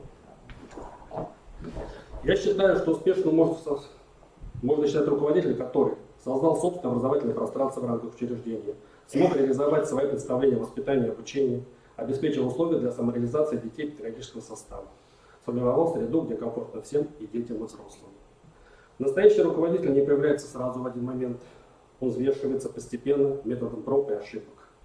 Не ошибается только тот, кто ничего не делает. И я пытаюсь двигаться к поставленной цели, преодолевая трудности, которые встречаются практически ежедневно. Почти 10 лет моей деятельности в должности директора школы были годами раздумий, поисков, открытий, сомнений. Это время творческого поиска, приобретения нового опыта, становления системы работы. Являясь руководителем такого уникального образовательного учреждения, как Кадетская школа, я, конечно, должен думать о высоких результатах качественного образования, без которого невозможно успешное функционирование учебного заведения, о сплоченной команде педагогов и единомышленников для организации и проведения мероприятий, требующих общей ответственности, и о создании не только системы образования, но и системы воспитания.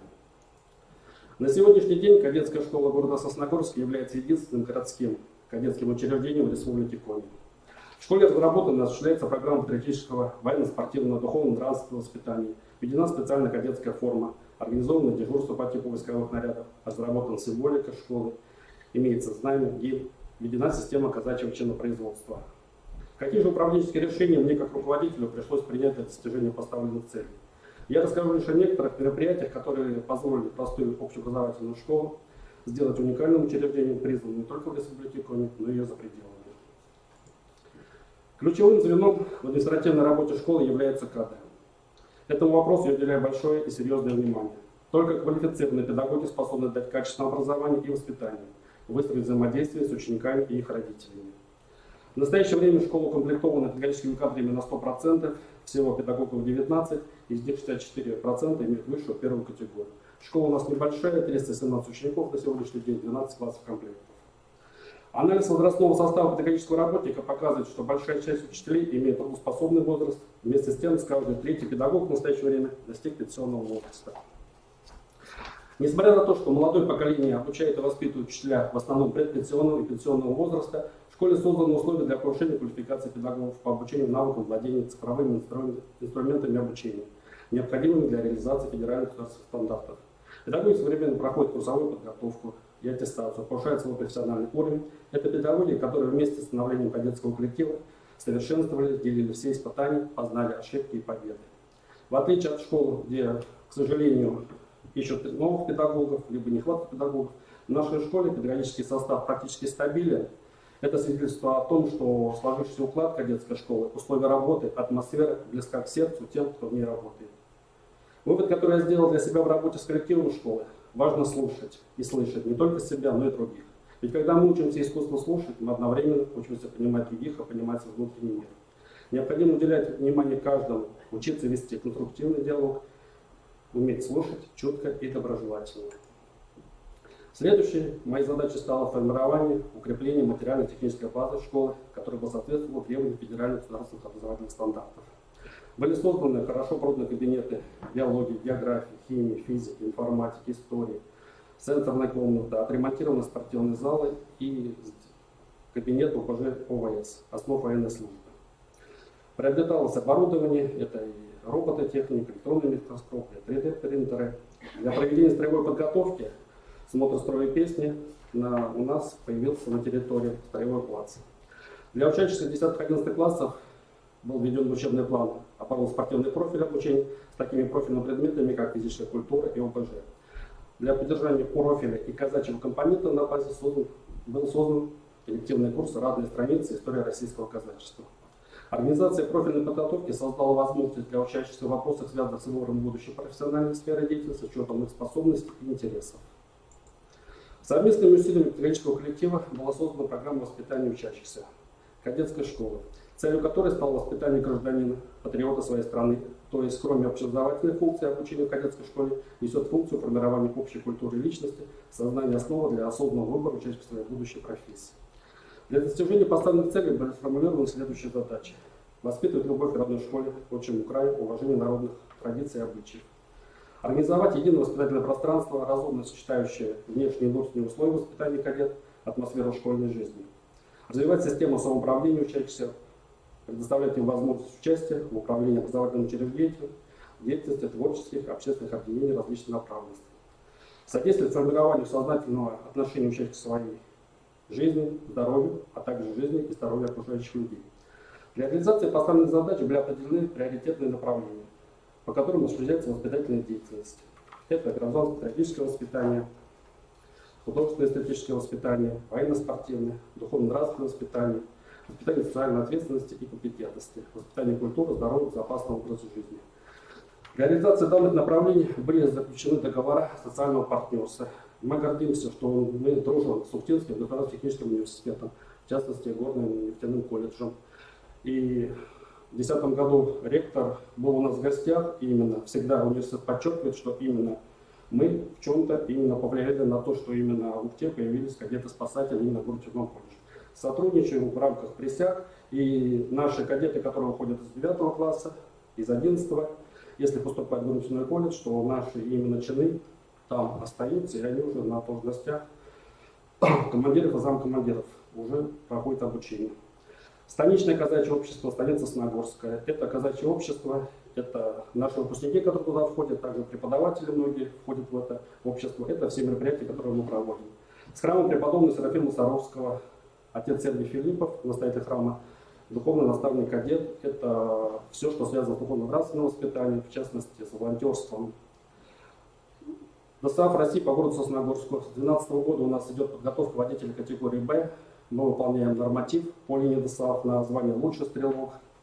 Спортивная школа Сосногорская – это наша секция рукопашного боя, секции бокса, дом детского творчества, профсоюзная организация Нагорского газоперерабатывающего завода. Это не только техническая именно возможность, это еще команда профессионалов именно по полевой стрельбе, которые показывают мастер-классы именно кадетам и обучают их уже правилам именно занятий именно стрелковой подготовкой. Отдел МВД России по Сосногорску с этого года у нас в сентябре 10 класс стал профильным, он стал называться класс полиции, профродительной деятельности. Это ребята непосредственно будут заниматься профориентационной работой и будут пытаться, я надеюсь, успешно поступать в вузы по линии МВД. Со временем сформировался календарь традиционных кадетских мероприятий, основанных на принципах и идеях программы воспитания учащихся кадетской школы Сосногорска. Расскажу о некоторых самых значимых из них. Патриотическое воспитание является приоритетным направлением и основной частью всего образовательного процесса. Кадетская школа накопила замечательные традиции в данном направлении и с каждым годом реализует в своих стенах лучшие практики и достижения в области патриотического воспитания. Военно-полевые сборы, выходы, как мы сейчас теперь уже называем, это значимое практически традиционное мероприятие школы, это военно-прикладные соревнования в военно-полевых условиях. Школа так называемых будущих призывов. Это любимая игра «Кадет знания», казачий футбол, лазертаг, это перетягивание каната. Это все, что идет по теории в рамках ОВС. Сборка автомата, снаряжение магазина, противогаз, туристическая эстафета, полоса препятствий. Все в рамках военно-полевых сборов проходит. Торжественное обещание кадета, мы ушли от слова клятвы уже давно и называем то, что они обещают быть кадетом. Это ежегодная торжественная церемония. Ритуал торжественного обещания складывался годами. В феврале новобранцы кадетской школы произносят обещание кадета, а гости праздника офицеры вручают кадетские погоны. Вручаются грамоты и присваиваются очередные должностные чины. После торжественного обещания начинается концерт, посвященный новобранцам школы. Юный атаманец – это визитка кадетской школы. Это зимняя военно-спортивная игра, в которой соревнования чередуются между собой, развивая физическую подготовку, смелость, выносливость, смекалку, взаимовыручку, а главное – воспитание чувства ответственности у учащихся. Перед началом конкурса все кадеты делятся на 4 команды. Особенность команд в том, что каждый из них стоит учащиеся всех классов школы. Причем к плечу к победе идут пятиклассники и выпускники. То, что конкурс проводится именно зимой, не случайно. Показывая удали можно, конечно, и летом, но январь или февраль предлагает гораздо больше возможностей. Это снежные крепости, различные тоннели, снежные препятствия. По итогам конкурса определяется лучшая команда, затем участники команды путем тайного голосования выбирают юного атаманца, его имя вносится в почетный список, в котором уже увековечены победители прошлых конкурсов. Более 10 лет эта игра у нас проводится. Смотр строя и песни. Традиционное школьное мероприятие, проводимое 2 раза в год в целях определения степени строевой выручки и строевого сплочения взводов классов. В качестве судей выступают казаки, столица Сосногорская, выпускники служащих вооруженных сил Российской Федерации, сотрудники полиции, военный комиссар. Георгиевский марафон – это тоже наше мероприятие традиционное, которое проходит 6 мая в преддверии Дня Победы, в честь Дня Георгия Победоносца. Георгий Победоносец является именно символом кадетской школы, он изображен на знамени, поэтому этот день для нас очень важный, плюс это символ нашей победы в Великой Отечественной войне. Учащиеся вместе с педагогами пробегают со стен кадетской школы по городу и обратно до школы. В руках участников марафона черно-оранжевые флаги, символизирующие победу в Великой Отечественной войне. 5-й год в школе действует казачий военно-патриотический клуб «Пластун». Это форма воспитательной работы, предполагающая добровольность, самоуправление и ответственность. Если ребята хотят заниматься еще более углубленно, то, пожалуйста, именно педагогами школы у нас создан тут именно клуб «Пластун». Кадеты углубленно занимаются военной подготовкой в этом клубе, спортивным ориентированием, выживанием в полевых условиях, универсальным боем. Пластуны – это казачья разведка, руководит клубом, заместитель директора школы по кадетской подготовке Мануэль Александр Николаевич. Ему помогают выпускники школы, молодые казаки столицы, прошедшие военную службу в спецподразделении, в частности, военной разведки. Особое направление воспитательной работы – это всероссийские мероприятия. Я убежден, что выезжать нужно на сборы, на слеты всероссийские. Это общение, это опыт, это когда ребята видят, что умеют их сверстники, и в то же время мы показываем то, что мы умеем. И вот с 2010 года мы выезжаем практически ежегодно. Флаг Республики Коми либо знамя кадетской школы в городах Санкт-Петербурге, Севастополе, Анапе. Он был, конечно же, в Москве, он был в Беларуси, где мы 4 раза участвовали в смене, которая была организована союзным государством по линии Министерства просвещения Российской Федерации. Это награда за именно участие у нас в конкурсах. Лучшие 15 кадетов Российской Федерации, лучшие 15 команд кадетов именно Республики Беларусь. У нас везде призовые места. Когда мы представляем Республику Коми, всегда ребятам говорим, естественно, мы готовимся, показываем, мы говорим, что за вами школа, за вами город, и вы представляете нашу республику. Поэтому ребята, конечно же, без призовых мест не возвращаются. А самое главное – опыт общения. Кроме этого, мы постоянные победители призера Троицкого слета в Сыктывкаре. У нас есть опыт участия парада Победы на Степановской площади в составе Сыктывкарского гарнизона. Конечно же, участники республиканских военно-полевых сборов, это Северная крепость Усыльма. Мы с удовольствием принимаем участие в фестивале «Кадетская честь», город Ухта, школа номер 18, с кем у нас тоже очень тесное сотрудничество, взаимодействие. Победители военно-спортивной игры «Кадеты Отечества», почетные гости присяги кадетских классов, ежегодный участник православного лагеря в селе Капустино, это Подонабе. А с 2013 года кадетская школа единственный участник лагеря имени Алексеева с нашего муниципалитета. И последние 3 года мы завоевываем почетное 3-е место. Организация деятельности по духовно-нравственному воспитанию проводится с целью формирования интеллектуально зрелой личности, обладающей богатой внутренней и внешней культурой, способной к активной, творческой, преобразующей, полезной деятельности. У нас есть программа «Православный следопыт». В рамках нее волонтеры занимаются как раз воспитанием гражданственности. У нас для девочек 2012 года создан клуб «Берегиня», который возглавляет педагог-организатор школы Триколька Владимира. Это как раз клуб создан для девочек, потому что как бы мальчики, стрельба это все, пожалуйста, можете проявить себя в этом клубе. С целью создания условий для творческого развития учащихся у нас есть команда, создан, точнее клуб веселых и находчивых, который называется «Хорошее настроение». Ребята являются победителями районных, муниципальных именно конкурсов. Он раскрывает творческий потенциал. Городской бал кадета приглашают, это тоже наша визитка. 3 года мы уже подряд проводили его. Я надеюсь, это тоже наша добрая традиция станет. Это традиционное мероприятие, проводимое с целью возрождения историко-патриотических традиций казачества России и развития эстетической культуры обучающихся.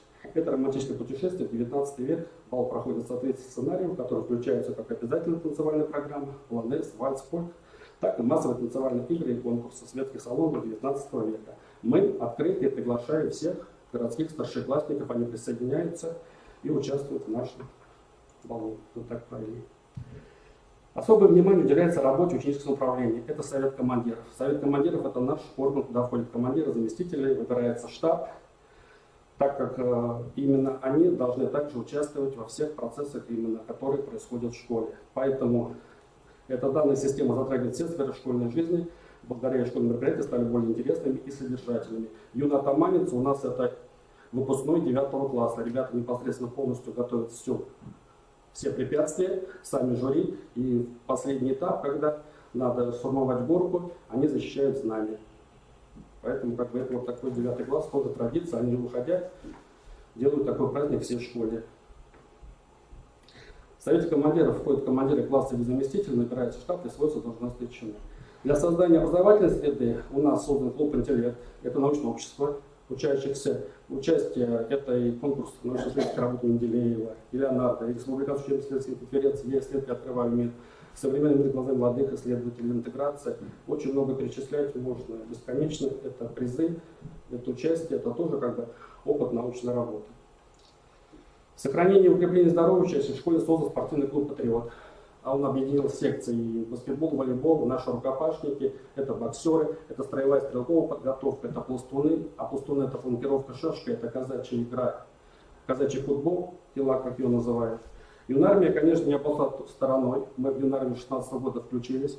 На сегодняшний день кадеты являются сильнейшими в Юнармии, у нас кубок, который действующий, да, похож на кубок Стэнли, который находится непосредственно в школе.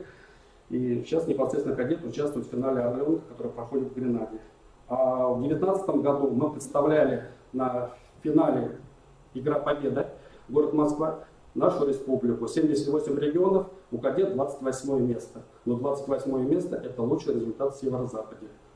И мы представляли, кадеты были с одного учреждения, они представляли сильнейшую сборную Республики Коми. Поэтому, естественно, ребята, результат для нас это тоже очень важен и почетен.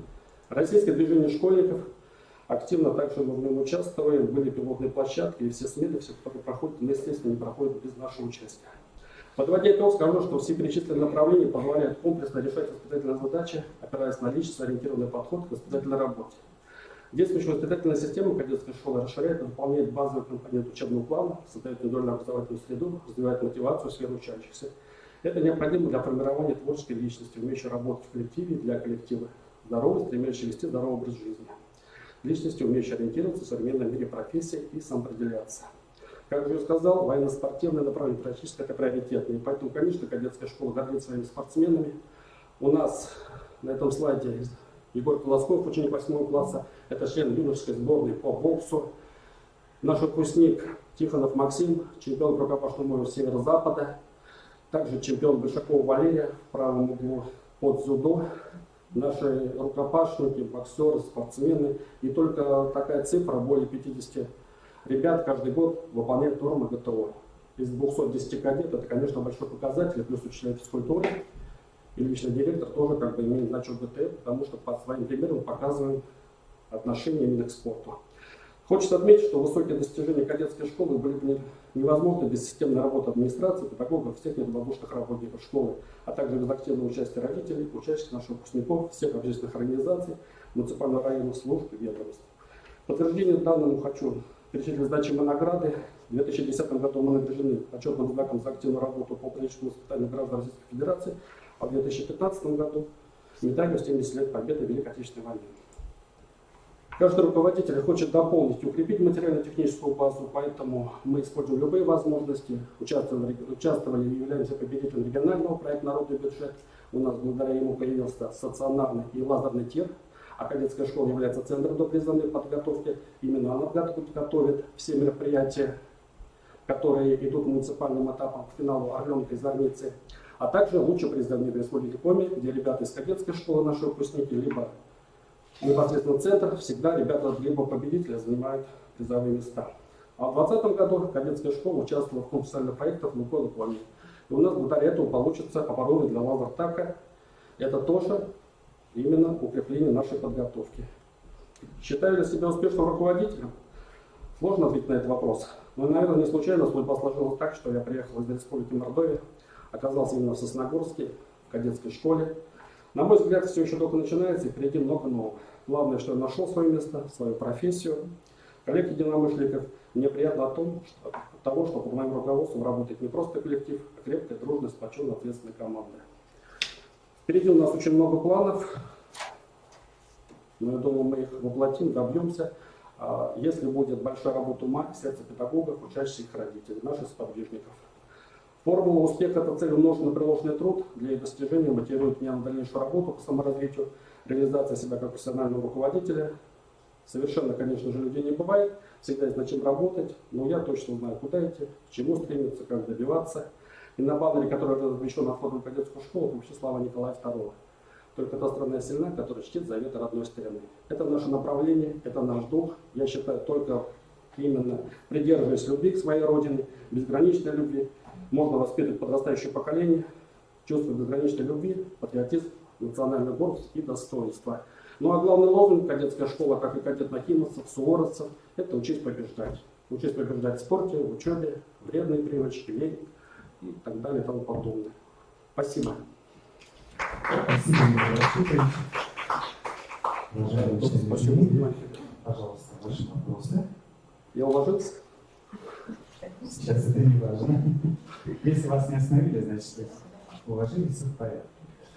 Николай Архипович, проводя республиканский конкурс «Учитель года» и общаясь, конечно же, не с руководителями, не с заместителями, а с учителями, которые работают в кадетских классах, но в других школах, мы столкнулись как раз с тем, что сама, по сути, вот эта вот система управления именно кадетским образованием, если так можно это вообще назвать, на территории республики мало управляется. Вот сталкивались ли вы с какими-то проблемами или трудностями, что, по вашему мнению, может быть, требует либо консолидации усилий, например, по органам власти, да, либо научно-методического какого-то сопровождения? Что, по вашему мнению? Я понял вопрос, да.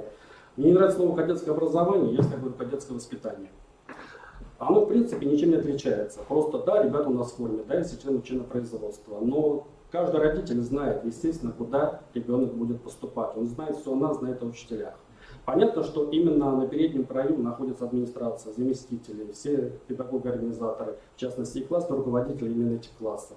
Поэтому проблемы, как общие проблемы в любой школе, да, это обучение и воспитание. Конкретно в кадетских никаких других нет. Такие же дети, также есть лентяи, есть озорники, есть которые дети непосредственно родители сразу четко говорят, мы не справляемся, мы отдаем вам на перевоспитание, потому что без вас никак.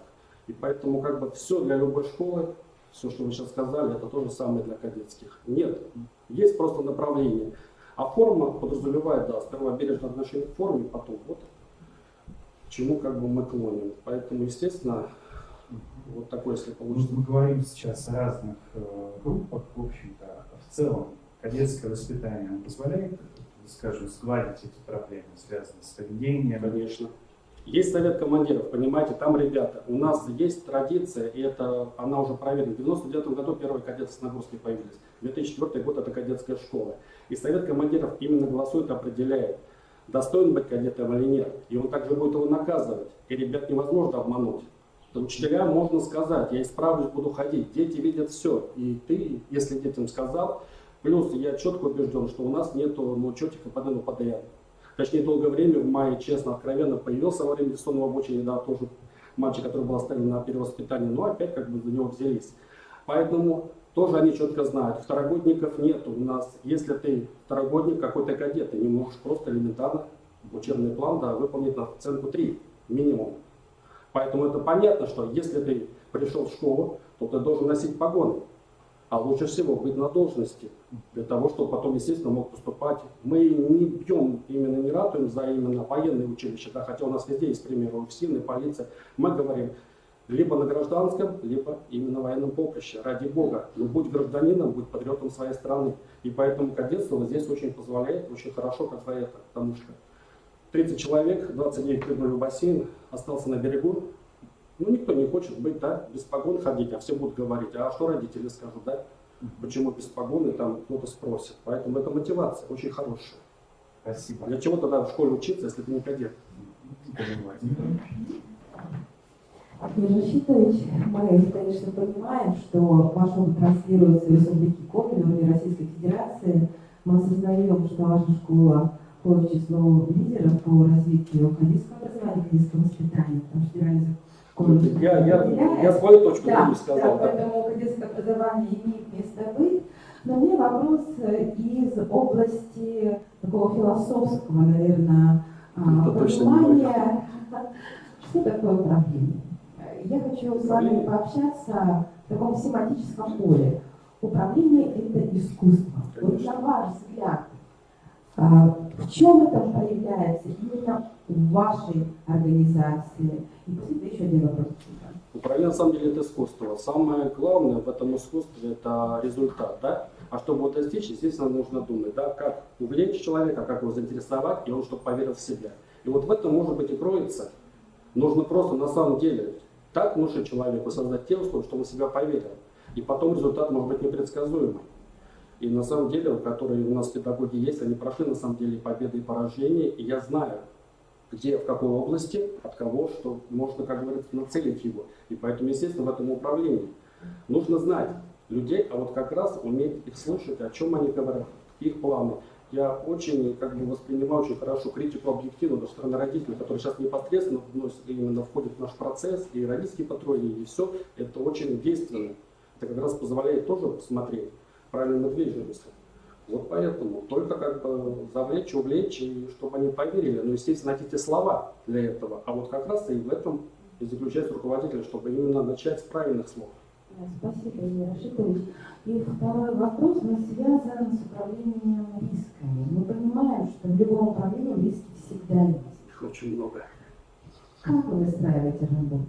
Самостоятельно, либо все-таки с вами работает действительно ваша команда? Вы показали, что вы умеете работать с коллективом. Наверное, ну, конечно, у вас сильная администрация. Вот какие-то технологические решения, именно технологические, комитет управления рисками, а их действительно очень много. Риски очень, да. Но понимаете, я руководитель, к тому же я мужчина. И, естественно, я буду все равно, как бы мое такое кредо, я говорю, за все отвечаю я. ответственность полностью вся на мне. Все ошибки моего коллектива и детей – это мои ошибки. Поэтому риски, конечно, это мои риски. Вот для этого как раз и прошли вот эти десятилетия, года, когда мы смотрим. Мы нашли изюминку, да? Мы нашли вот эту свою нишу в образовании, не только в Сосногорске, но и в Республике Коми. Я считаю, да, и даже в Российской Федерации, потому что мы востребованы, нам раздаются звонки из каждых районов, да, нас приглашают. Делиться опытом. Я очень горд тем, что Кровоучейская школа, сельская школа, да, это наши побратимы, это полностью как бы мы их показали, они пошли, теперь они гремят. Еще у них в пиар, конечно, работает больше нас, как-то лучше, да, там у них это человек, вот здесь нам не хватает, может быть. Поэтому УГТУ, 18-я школа. Риски всегда есть, на то руководитель. Получил ошибки, посмотрел, сделал выводы и двигаешься вперед. Учитывая ошибки, потому что ошибки это тоже опыт. И поражение это тоже опыт для нас. Спасибо, Игорь Рашидович. А еще так, я Вопрос, так сказать, не совсем связан с управлением, хотя тоже может быть с управлением. Все равно в направлении деятельности специфику учреждения во многом определяет первое лицо, как директор, да? Вот у меня такой вопрос вам. Скажите, пожалуйста, все-таки из представленного вашего материала у меня сложилось впечатление, что гражданско-патриотическое воспитание, которое вы ставите во главу угла, да, оно представляется в большей степени как военизированное воспитание. Хотя ваш девиз, те слова Николая II, которые вы заявили, да, там речь идет о сохранении старины. Все-таки, я как бы милитарий, не прозвучало вот это, может быть, просто вы как бы не заметили, или все-таки вы считаете, что гражданско-патриотическое воспитание только вот в таком ракурсе идет? Потому что с моей позиции, как историка, все-таки прежде всего воспитание гражданина-патриота это через привитие знаний истории, культуры, истоков, экологии, сохранение традиций, в том числе Коми края, для которого, в принципе, вот, мне вообще интересно знать, Сосногорск специфическое, да, вот место, когда по контингенту жителей, по национальному составу, социальному составу. И вот как вот здесь вот все-таки то, что вы находитесь в Республике Коми, и для нее всякие, как это, казачьи там вещи, это вообще чуждая вещь. Вот как с тем, чтобы привязать вашу направленность к тому, что мы в Республике Коми? Совершенно верно. Время ограничено 20 минут, поэтому, естественно, упор сделан на наших визитках до военно-спортивных. Хотя был кадетский бал, Вологодский марафон, да, был клуб КВН, это все мы развиваем, и научное общество. Казачество для Республики Коми не чуждо. Это земля именно поселений ГУЛАГа. И очень многие как бы были сосланы сюда с Кубани, из Дона. Мы когда выбирали, естественно, я не выбирал, да, я когда зашел в школу, понятно, что есть фундамент, да. Я этот фундамент просто укрепил, ни одну традицию не потерял, какие-то новые вел, где-то мы что-то отшлифовали. И поэтому, а то, что именно в Сосногорске есть общество казаков, это как раз и подтолкнуло, да, для чинопроизводства, плюс выпускники входят в это общество, а это молодые люди, да, 20-летние, приходят со службы в армии, вот вам, пожалуйста, активная жизненная позиция, это общественная как бы работа и плюс тот же самый патриотизм. Именно на примере они учат ребят, которые в старших классах, либо в среднем звене. И поэтому как раз вот эта взаимосвязь очень хорошо прослеживается у нас. Понятно, что у нас не только военно-спортивные, все, что программы, которые мы выполняем, они есть, но здесь как бы я упор в своем сделал именно вот на это направление. То, что и, если кадетская, то понятно, кадетская школа, я говорил бы только про экологию, как мы, да, высаживаем растения или принимаем участие в плодящих субботников, конечно, не совсем правильно. А то, что слова Николая II, когда мы озвучили, да, именно кадеты появились. Они появились, да, в имперской России, потом было немножко нехорошие времена. И поэтому как бы это выбрано было, это старина. А это мы еще бьем об то, что в 99 году есть кадеты, и когда юнармии встал вопрос, да, у них же другая форма. Ну и что, у нас своя форма, да. Есть значок, который будет носиться на пилотке, либо на кителе. И поэтому мы пытаемся, понимаете, сохранить свое лицо, сохранить свои традиции, но при этом участвуем в РДШ, у нас есть юнармия, да, и у нас есть военно-спортивный клуб, школьный спортивный клуб. А то, что все мы развиваем, и также мы, слава после Николая II, я сказал, да, учить любить свою родину, сдать ее историю, географию, как бы. Вот такое мнение мое. Ну, давайте, тогда два вопроса. Евгений Рашидович, вот вы сказали, что какая-то часть родителей, я думаю, что не маленькая, так откровенно вам говорит, что мы отдаем свое дитя вам это перевоспитание. Это означает то, что родители, да, и какая-то часть родителей города Сосногорска именно уверены в том, что вот именно в этой школе воспитательная работа поставлена, так сказать, мягко говоря, лучше, да, чем в каких-то других. Ну, они сделали такое предпочтение. Ну да, свою. Возникает проблема. Нас в последнее время всю систему отрасли образования очень ругают за плохую воспитательную работу, при этом никто не говорит, что нам ее вообще не финансируют. То есть нам дают деньги только на образование. На воспитательную работу денег нам не дают совсем. То есть, если так называть вещи своими именами. Как вы выкручиваете, Евгений Рашидович? Вот, вам же приходится эти видео. Я сомневаюсь, что, ну, может быть, какие-то там друзья, спонсоры там, но чтобы вас финансировали по-другому. Нет.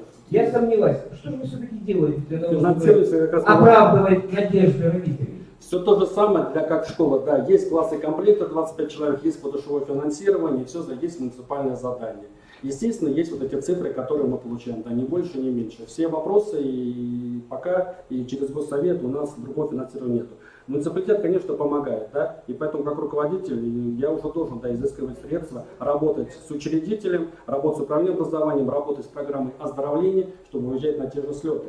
А для классного руководителя, для воспитательной работы, естественно, есть как бы стимулирующий фонд, и есть, ну, классное руководство, но с 1 сентября нам обещают, что все-таки мы увидим документы, и надбавка будет классное руководство. А это, понимаете, передовая. Это как во взводе лейтенант. Это самое непосредственно то с ребятами. Поэтому я понимаю, но это уже недостаточно. Да чтобы почему? организовать. Мало того, что, ну что вы, за 1000 рублей в месяц... Ну почему все 1000? построят Там выходит не 1000, понимаете. Есть у директора, да. У директора, я хочу узнать, что есть у директора. Как но вы это в делаете? сейфе денег нету, понимаете, и плетки, пряника тоже нету. Мотивация, все. Ну, школа, дети. Почему дети должны как бы страдать, да, там из каких-то наших неурядиц? Дети должны прийти с удовольствием в школу, а самое главное уйти после уроков и тоже с улыбкой. И все фотографии увидели, да, это радостные дети, мы хотим им дать детство, да. Вот то, что... Я этот вопрос, конечно, на это руководитель, чтобы не ответить все свои финансовые источники. Почему у вас там газовики реально прикинь? Нет, у нас это Нижний Одесс, понимаете, это все. У меня только... Это вам так кажется, что у них там газовики, на самом деле все не так просто. Не знаю,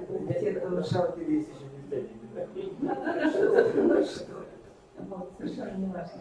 Евгений Рашидович, действительно очень сложно вот ограничиться одним вопросом по вашему адресу. Обратите внимание, как всех ментально буквально всколыхнуло ваше выступление. С одной стороны, вот такая директор-центристская позиция, да, управления. Но для россиянина она обоснована, мы склонны к патриархату, склонны к групповой работе, вы обучаете своих детей трудиться, да, то есть они привыкают к такому образу жизни. И вот вопрос, все-таки, вот, отслеживаете ли вы своих выпускников? Потому что вы заявили сознательное отношение к своей жизни. Ну, пока я в школе, пока вот у меня эта сетка мероприятий, да, я туда-сюда, я даже не всегда соображаю, да, куда я бегу, мне нравится, да. Для этого должен директор еще не вести уроки. Я ни одного часа не веду, поэтому моя позиция, что ну, это невозможно. Да, на замену, да, на этих, да. А если еще директор ведет уроки, преподает предмет, и здесь тоже как бы, а как же квалификация, как же, значит, опыт. Нет, я к этому говорю, что сложно. Вот, и тогда вот действительно, как или подчинено кадетскому движению, да, ваше самоуправление, и насколько вот ваши выпускники вот потом достаточно вот принимают все эти ценности, которые предлагает, а может быть диктует кадетская школа? На фотографии очень много выпускников, которые приходят в жюри на смотр, строят песни, да, в форме, которые входят уже в форме станичного казачьего общества. Мы стараемся отслеживать всех выпускников, которые даже уезжают в другие города, да, в какие профессии, потом где они остаются, на какие специальности. Но особенно, конечно, которые в Сосногорске. Которые в Сосногорске ребята возвращают, да, вот у нас совсем недавно пришел Никонов Глеб, да, парень закончил Белгородский институт, получил звание лейтенанта в уголовном розыске. Он сразу первым делом пришел в школу, да, мне нужно профилактические классные часы, ради бога, да, как бы это все. Игра юнатаманец, военно-полевые сборы, даже вручение погон, где найти столько офицеров, где нету воинских частей именно в городе. Да, есть военный комиссар, но теперь это Сухты, у нас объединили, есть, значит, начальник полиции, и вот это, в принципе, да, как бы... Конечно, нет, а погоны кто может вручать? Это погоны, кадетские погоны, мы не сразу говорим, это военизированное, но направление. Но еще раз говорю, нету именно складоходства и чего-то другого. Поэтому, естественно, выпускники с нами всегда. Это наша опора и это наше обоюдное именно сотрудничество. Ну и это среда, да, скажем так. Это среда, да. Кто проникся духом кадета, он остался, понимаете, он потом, у нас есть уже кадетские семьи, да, которые поженились. Эти кадетские семьи уже детей привели в кадетскую школу. Эти династии, брат и сестры, они уже форму передают, они уже все знают. Они идут именно целенаправленно. Они выбирают. Я поэтому говорю, пожалуйста, есть углубленка, есть гимназия, есть лицей. Мы, поэтому дух вам подходит, милости просим. Спасибо, Илья Рашидович. Мы поздравляем вас с завершением конкурсного испытания. Просим вас пройти в зал. Уважаемые участники, уважаемые наши гости, мы приглашаем вас пройти 102-ю аудиторию для кофе-паузы и для небольшого отдыха. Продолжение конкурсового испытания, обратите, пожалуйста, внимание, начнется в 12:30, 12:35, то есть вот в этом диапазоне. У нас есть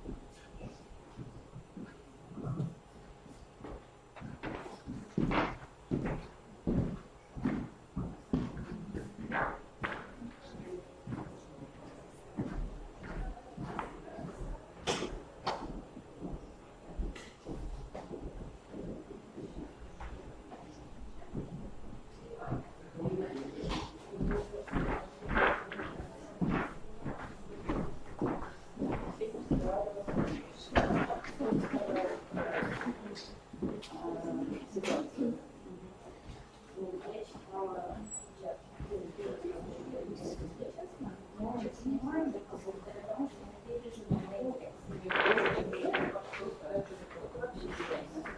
Нет, просто, понимаете, когда ставятся новые задачи, но остаются старые деньги, возникает конфликт. Итак, президент страны сказал, надо сделать. Все, естественно, что нужно сделать? Так раздавать. Но бюджет этого не поменялся. Следовательно, есть шанс только заставить человека работать бесплатно. У него другого шанса. Он живет деньги, не рисует, никто не видит. Нет никаких законов. Их раньше не было. Их раньше не было. Он остался только в очень крупных городских школах. Где большое количество учителей. После того, как Мороз сделали северные учителя оттуда, то все писать ничего не надо.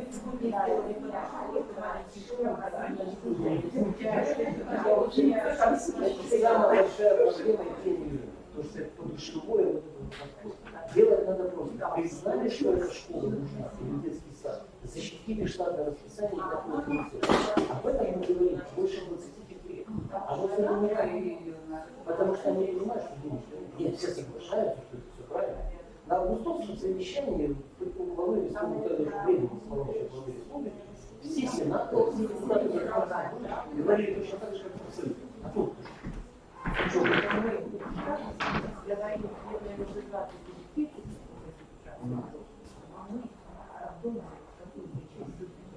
Уважаемые конкурсанты, уважаемые гости, мы продолжаем с вами конкурсное испытание.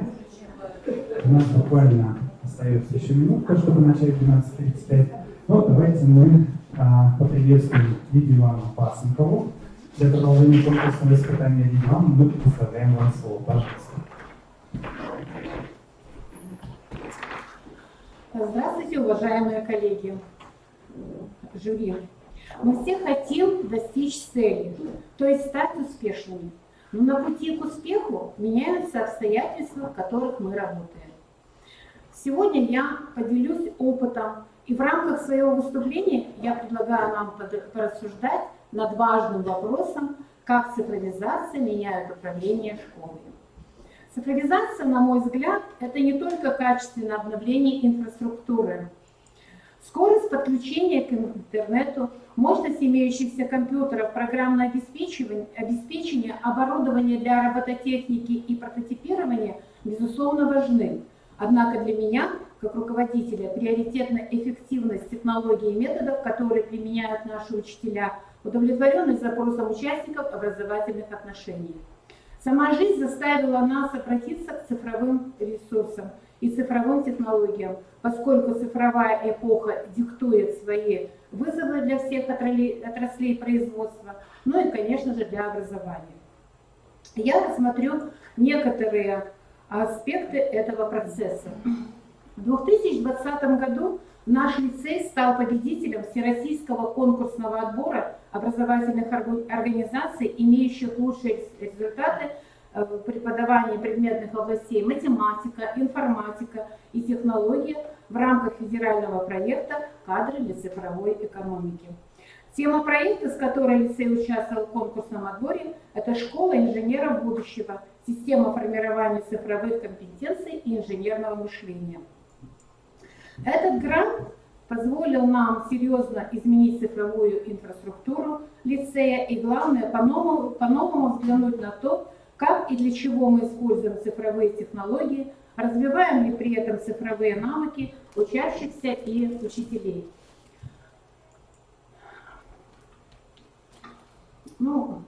Еще в 2016 году в основу программы развития технологического лицея «Школа уникальных личностей» были заложены идеи развития информационно-технологической культуры выпускников.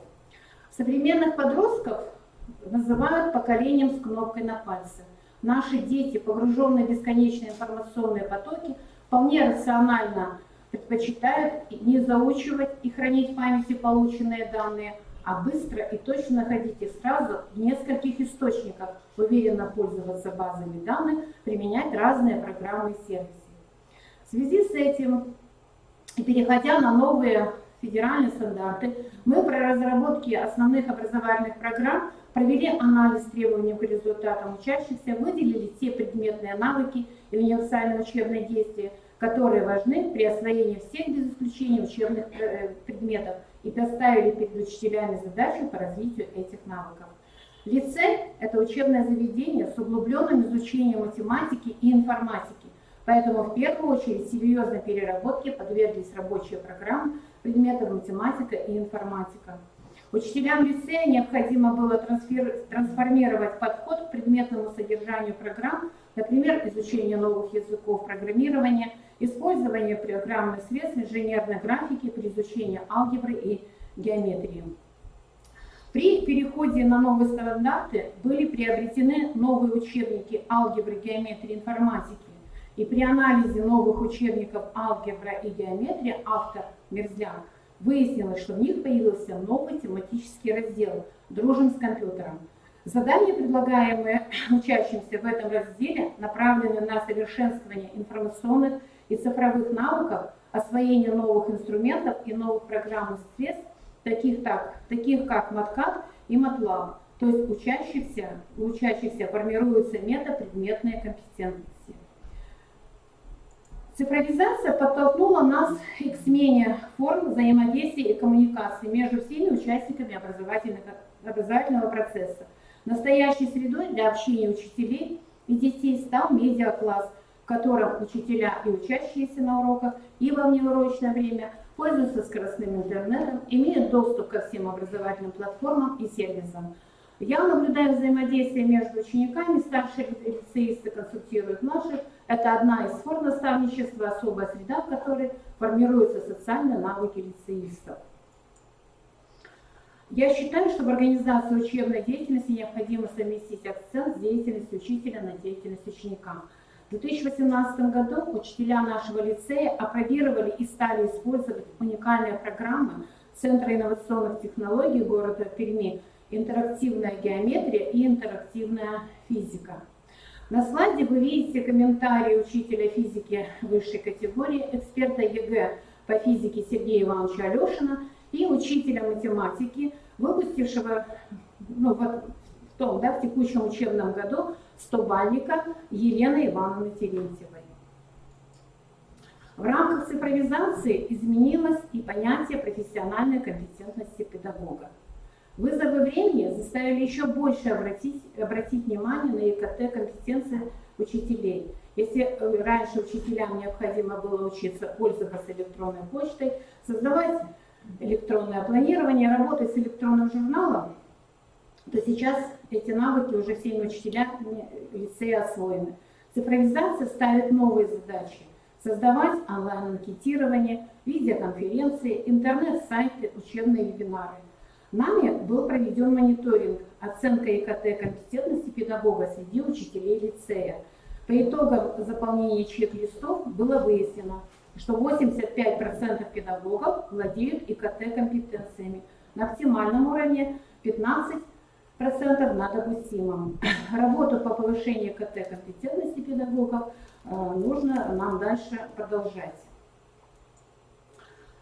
Цифровизация вносит абсолютно новые организации информации в системе лицейского инфообмена. Степень налаженности инфообмена – это один из самых важных показателей эффективного управления лицея, а умение работать с информацией входит в число профессиональных компетенций и управленца, и учителя. На слайде вы видите способы взаимодействия, используемые в нашем лицее.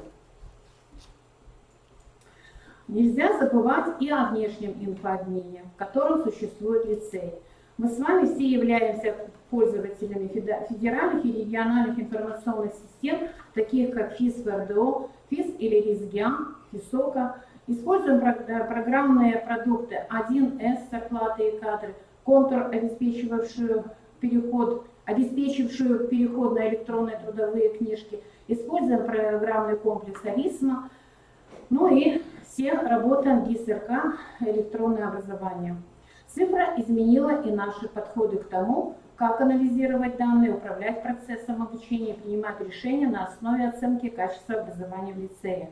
У меня большой опыт работы заместителем директора Я директор только еще 4 года, поэтому я знаю, насколько важным в работе администрации является грамотно построенная внутренняя система оценки качества образования. ГИС «Электронное образование» содержит модуль СОКа, который позволяет воспользоваться оценочно-результативным методом анализа качества обучения. Практическая значимость метода состоит в том, что за короткий период времени администрация осуществляет анализ всей информации, содержащейся в классном журнале. Новые подходы коснулись и особенностей организации дополнительного образования. С 2015 года в лицее реализуется общеразвивающая программа дополнительного образования научно-технической направленности «Образовательная робототехника». Среди лицеистов программа востребована. Около 70 учащихся лицея за последние 4 года стали победителями и призерами муниципальных, республиканских, всероссийских и международных соревнований по робототехнике. С коллективом мы воплощаем идею развития робототехнического парка, оснащенного и конструкторами, и игровыми полями, и датчиками. Наши учащиеся уже преуспевают в программировании поведения роботов, а мы стремимся формировать и развивать soft skills, которые нужны IT-специалистам высокого уровня. Дополнительное образование в лицее разнообразно. У нас реализуются по-своему уникальные программы «Юный корреспондент» и видеожурнал «Сова». «Юный корреспондент» это площадки для учащихся, создающих информационную лицейскую среду, которая освещает основные события в жизни лицея. Как директор я поддерживаю медиа-инициативы ребят. Особенно хочу отметить деятельность учащихся по созданию видеожурнала «Сова». Выпуски «Совы» всегда вызывают огромный интерес учащихся, родителей, педагогов, запоминаются и становятся легендами. Это позволяет поддерживать дух лицея, уклад лицейской жизни, сохранить наши традиции. Результатом реализации дополнительной программы «Юный корреспондент» являются выпуски печатного издания «Вести от Савуньи». Юные журналисты ежемесячно выпускают номер лицейской газеты, где рассказывают о важных событиях в жизни лицея, а также делятся новинками литературы, кино и музыки с читателями. Чтобы сверстать номер, ребята свободно работают в таких приложениях, как Canva, Microsoft Office Publisher, Microsoft Word и Adobe Photoshop. Когда мы обсуждали и продумывали организацию неурочной деятельности, в первую очередь проанализировали, какие вузы и какие специальности выбирают наши выпускники и какие специальности востребованы сегодня. Организуя неурочную деятельность лицея, первоначально мы планировали исключительно курсы предметной направленности. Такие, например, в поддержку профильного обучения были разработаны программы, которые вы видите на слайде. Однако с переходом на новые стандарты мы остро ощутили потребность в разработке программ метапредметного характера, которые направлены на развитие учащихся особого типа мышления и цифровых навыков. Например, в лицее реализуются программы курсов неурочной деятельности «Лицейская гильдия кинокритиков», где учащиеся не только учатся анализировать кино и писать рецензии, но и создают электронные киножурналы. И в программа «Видеожурнал», где создают видеожурнал на английском языке. Как видите, уважаемые коллеги, цифровизация существенно меняет содержание реализуемых нами образовательных программ. С марта 2020 года каждый из нас окунулся в среду дистанционного обучения в полной мере. А вот у нас еще в 2011 году была разработана и успешно использовалась система дистанционного обучения на платформе Moodle для организации индивидуальной работы с учащимися лицея, в том числе для углубленного изучения информатики. Для портала дистанционного обучения учителями лицея уже были разработаны предметные модули по информатике, математике, биологии, географии, английскому языку. В прошлом году при переходе на дистанционное обучение этот опыт стал для нас бесценным. Заместителем директора по информатизации были проведены обучающие семинары для учителей лицея по теме использования ресурсов сайта дистанционного обучения среди модулей. На сегодняшний день все учителя технологического лицея успешно используют многочисленные формы и методы дистанционного обучения на базе различных образовательных платформ и мессенджеров, такие как ProofMe, Discord, Zoom. Атмосфера лицея – это атмосфера семьи. В любом лицейском деле задействованы все – дети, родители, классные руководители, учителя и администрация. И в этом смысле период самоизоляции стал для нас, для всех, серьезным испытанием. А передо мной, как перед директором, стал вопрос, как перевести воспитательную работу в цифровое пространство, сохранив лицейский дух и реализовав традиционные мероприятия. И тогда было принято решение о создании воспитательно-познавательного пространства для лицеистов на базе уже имеющихся интернет-платформ. На базе официальной группы ВКонтакте РДШ «Технологический лицей», официального сайта лицея, групп классов и родителей, групп в социальных сетях были организованы различные виды и работы с детьми и родителями, классные часы, родительские собрания, предметные курсы, флешмобы, недели культуры, во время которых ребята посещали сайты музеев и выставочных залов, онлайн-трансляции спектаклей российских театров. Флешмобы и челленджи в режиме самоизоляции помогали детям не терять эмоциональной связи с классными коллективами и учителями. Общее дело по созданию коллажей из фотографий или видеоролика сближало учащихся. Такая форма позволяла детям, не нарушая карантин, участвовать во внеклассной деятельности по созданию продукта в видео или фотоформате.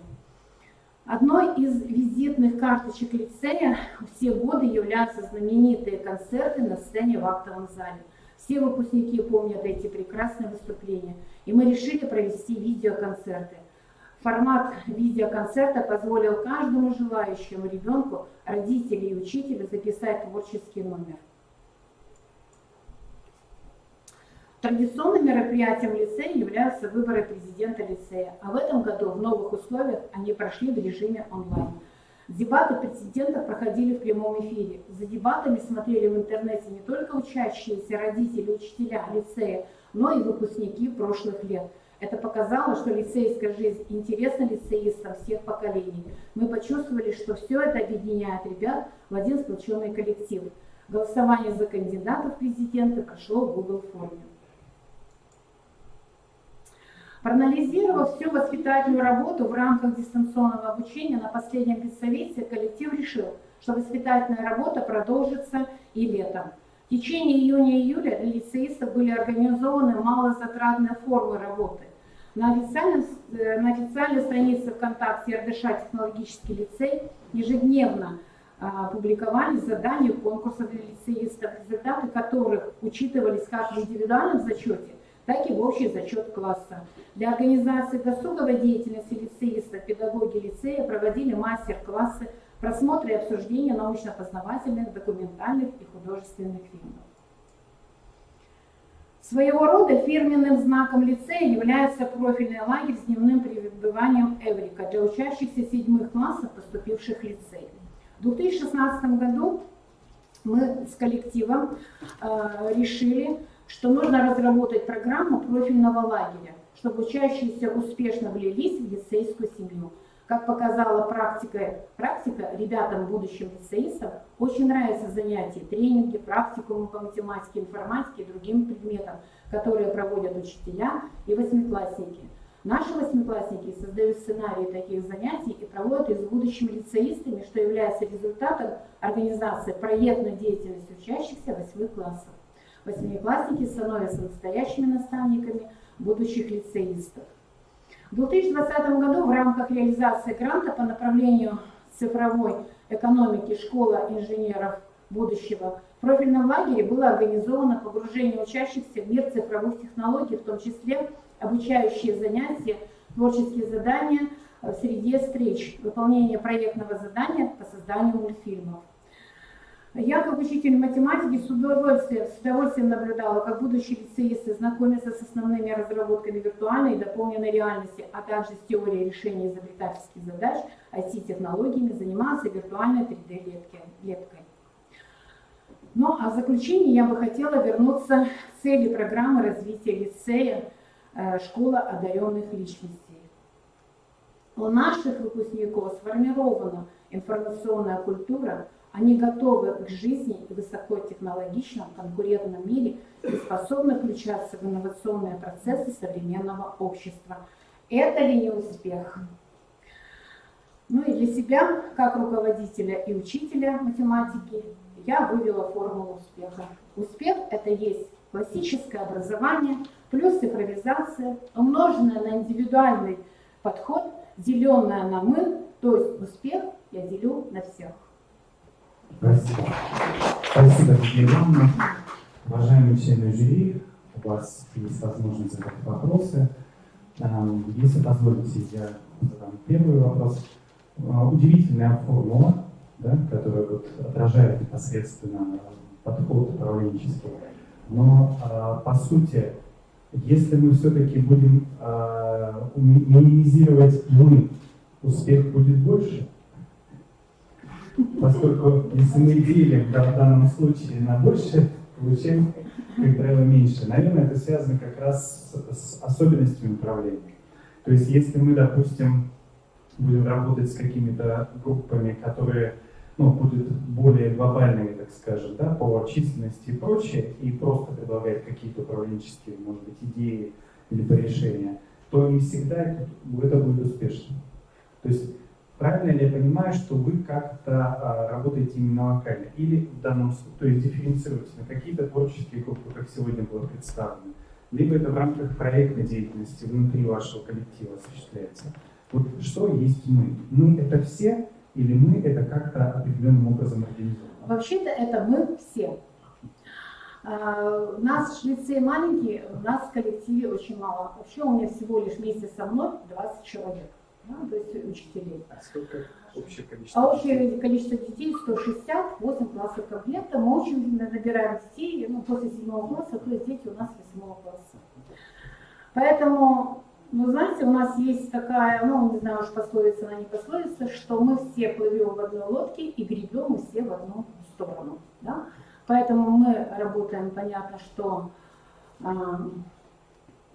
наверное, и командно, но мы очень любим такие методы, как мозговой штурм, да? То есть мы закидываем идею, мы это выслушиваем буквально каждого, да, и приходим к какой-то единой, да, к единому решению вопроса. Вот. А также, можно сказать, что у нас еще бывают консилиумы, да, что каждый предлагает, да, каждый лечит по-своему, и опять же мы приходим к чему-то единому, да, и то есть мы вот этот вопрос уже потом решаем так, как, Спасибо, спасибо, Лидия Ивановна. Я не могу удержаться, извините, уважаемые члены жюри, задам второй вопрос. Очень интересный тренд, который вы вот в рамках даже организации внеурочной деятельности, воспитательной деятельности, в контексте цифровизации, да, образования, может быть, задали. Станет ли посредством как раз цифровизации школа доступной ребенку и его родителю, например, 365 дней в году, 24/7, то есть постоянно? Вот с учетом тех форм, которые вы предложили, например. Вообще да. Спасибо. Уважаемые члены жюри, пожалуйста, вопросы. Лидия Ивановна, у меня вопрос связан с управленческими решениями. Я, конечно, очень рада, что вы начали рассматривать формулу успеха с программы развития. И вы сегодня определяете как результат вашей формулы успеха именно ту стратегию, которую вы заложили 4 года назад. Я правильно понимаю? Это очень важно. И вот с точки зрения управленческих решений, они разные должны быть, и, скорее всего, вы используете их для того, чтобы воздействовать на образовательную организацию с точки зрения именно необходимой глубины. Какие решения стратегические, тактические, либо иногда оперативные вы применяете, какие доминируют? Может, какой-то пример приведете? Потому что, несмотря на мозговой штурм, несмотря на то, что вы работаете все вместе, управленческое решение принимает руководитель. Ясно дело, что управленческое решение принимаю я. Так же, как вот предыдущий, да, выступающий. Я всегда говорю, вы мне говорите, вы предлагаете, но за все отвечаю я. Да, и поэтому мы всегда минимизируем, да, и поэтому выносим вот эти все решения. Но вообще я, наверное, стратег. Спасибо. Уважаемые члены жюри, пожалуйста, вопросы. Да, Получилось, что очень актуальная тема на сегодняшний день, и поэтому, если можно, да, Лидия Ивановна, в ситуации дистанционного обучения, разумеется, и другие школы города Сыктывкара, да, предлагали свои способы и управленческие механизмы, сопровождающие дистанционное обучение. Вот такой обмен опытом в городе был, и какое место заняли вы вот в этой связи? Насколько вы оказались, может быть, эффективными в других организациях образовательных? И за счет каких, опять же, управленческих, да, составляющих? Значит, я уже сказала, что мы с 2011 года имеем платформу, да, дистанционного обучения на платформу Moodle.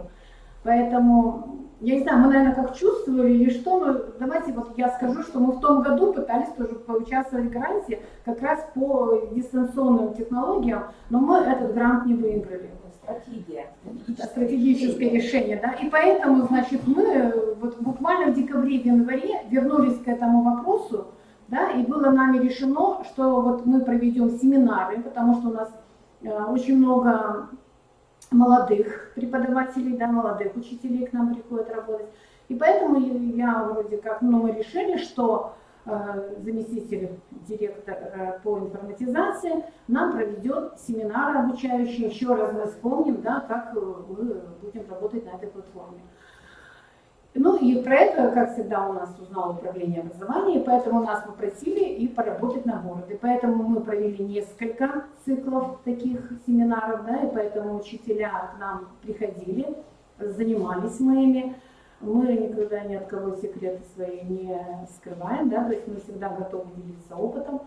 Поэтому я думаю, что мы нишу заняли, может, я не знаю уже насчет того, что мы первые были там или не первые, да, в дистанционном этом обучении, но, по крайней мере, жалоб не было, все дети были рады, и я буквально, вы знаете, перед тем, как готовила это выступление, у своих 9-классников, я еще учитель математики, преподаю геометрию в 9 классах в этом году, я у них спросила, чем вам понравилось, да, вот именно дистанционное обучение.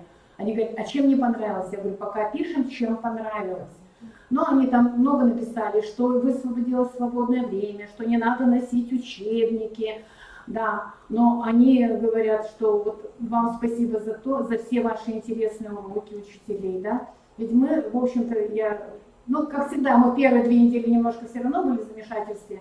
И когда я поняла, что вот на этой платформе, которая у нас есть, мы не видим детей, не видим глазки, поэтому я сказала, что мы должны видеть детей, мы должны работать на тех платформах, да, вот Zoom, Discord, да, и, значит, чтобы мы детей видели. И вот дети мне сказали, что спасибо, мы были очень рады, мы всегда радовались, когда мы увидели учителей, поэтому было много благодарности и в адрес учителей, поэтому, не знаю, мы работали. Спасибо, Дмитрий. Лидия Ивановна, в вашей формуле успеха нет классических понятий, как кадры и материально-техническое обеспечение. Но бог с ним, с материально-техническим обеспечением, когда-нибудь у вас все будет лучше для всех. А я думаю, что у нас уже, мы намного лучше всех. Мы выиграли грант, мы всегда были обеспечены. Новое современное здание. Современное здание, да. А кадровая ситуация? У вас есть какое-то свое видение, какая-то кадровая политика? Насколько тесно вы работаете со студентами Сыктывкарского университета? Или вы на этой стадии не привлекаете на практику и так далее, а уже как бы решаете такое управленческое решение из тех людей, которые пытаются к вам устроиться на работу? Вот по кадрам, как вы это все видите? Понятно, что кадры у нас, скажу так, стареют, да, уходят.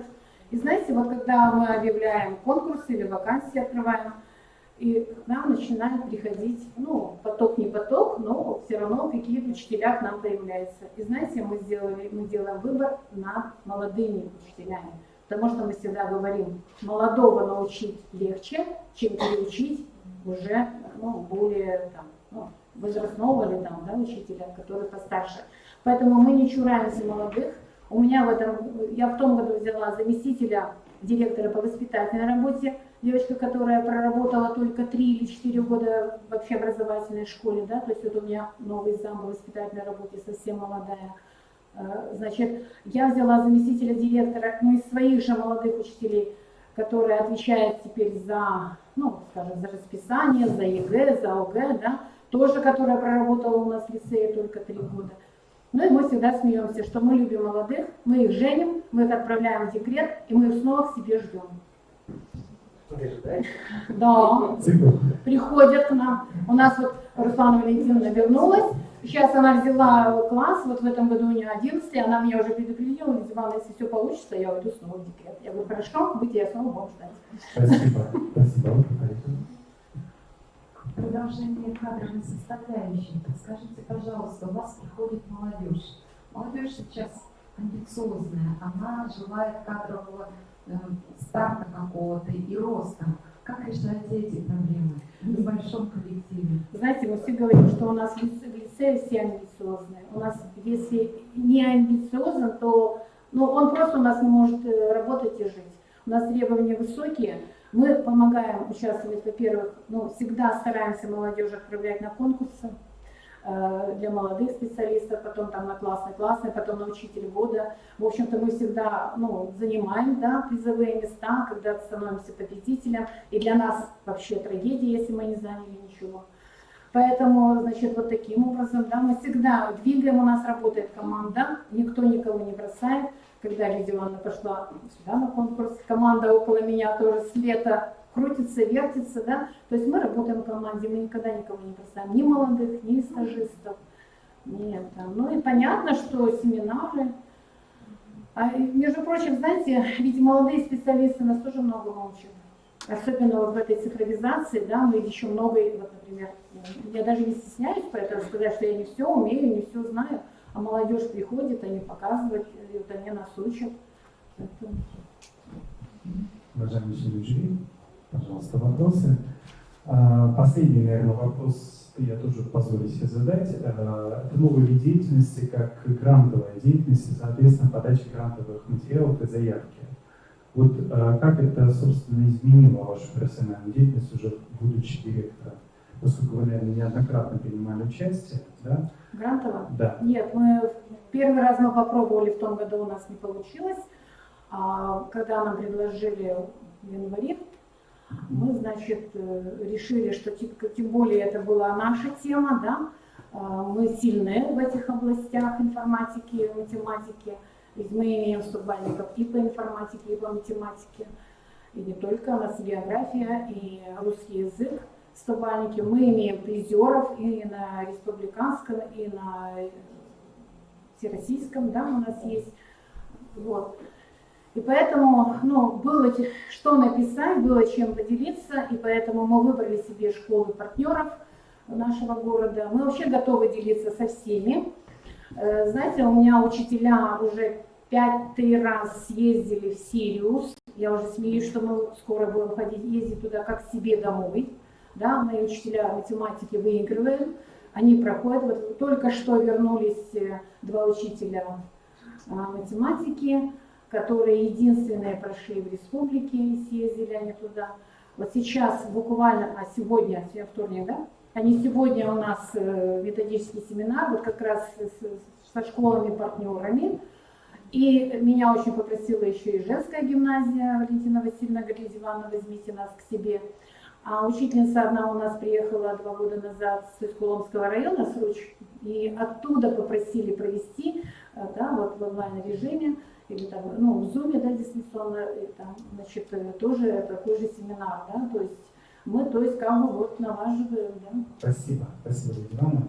Елена Владимировна, очень хорошая региональная инновационная площадка. Да, мы-то ведь не против, мы же рядышком. Да, мы надеемся, Лидия Ивановна. Да. Мы вам профессиональное предложение уже готовы озвучить, наверное, может быть, сегодня вечером. Это очень важно, потому что грантовая деятельность, то, что вы сейчас являетесь лидером именно в сопровождении школ и государственного партнерства, это очень важно. Поэтому готовы вместе с вами выйти на новый уровень сопровождения школ, потому что необходимо транслировать ваш опыт не только на уровень Сыктывкара, а на уровень республики. Поэтому спасибо вам за вашу готовность. Спасибо, Лидия Ивановна. Мы поздравляем вас с завершением конкурсного испытания «Формула успеха». Для завершения конкурсного испытания я приглашаю Евгению Юрьевну Тутову.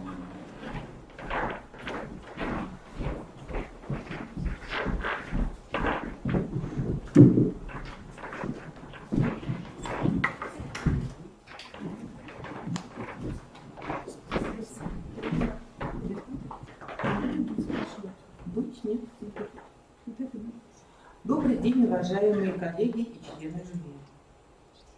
Тема «Формула успеха», предложенная в рамках конкурсного испытания, позволяет мне, как руководителю, прежде всего провести рефлексию собственной профессиональной деятельности в условиях инновационного развития образования, реализации национальных проектов образования, в области образования. Уважаемые коллеги, обратите, пожалуйста, внимание на слайд. Какие мысли у вас возникают?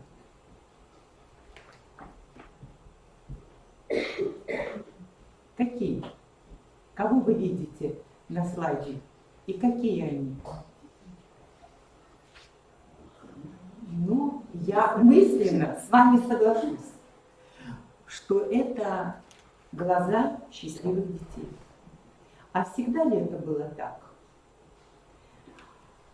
Как вы думаете? В далекие 90-е. Я мысленно с вами соглашусь, что стереотип того времени, особенные дети, должны обучаться дома. Их проблемы должны решать только родители. Жить за гранью стереотипа – вот мой жизненный девиз. В начале 90-х годов мне доверили возглавить новую школу в городе. Именно тогда я задумалась о создании условий в нашей школе для таких особенных детей. Когда становишься руководителем, берешься за новое дело, главное, чтобы горели глаза. Моя личная позиция состоит в том, что любое дело надо начинать с позиции «быть лучшим в мире». Именно эта высокая планка позволяет преодолевать высокие барьеры, браться за самые амбициозные планы, ошибаться, вырабатывает иммунитет неудачи и, самое главное, позволяет применять эффективные управленческие решения.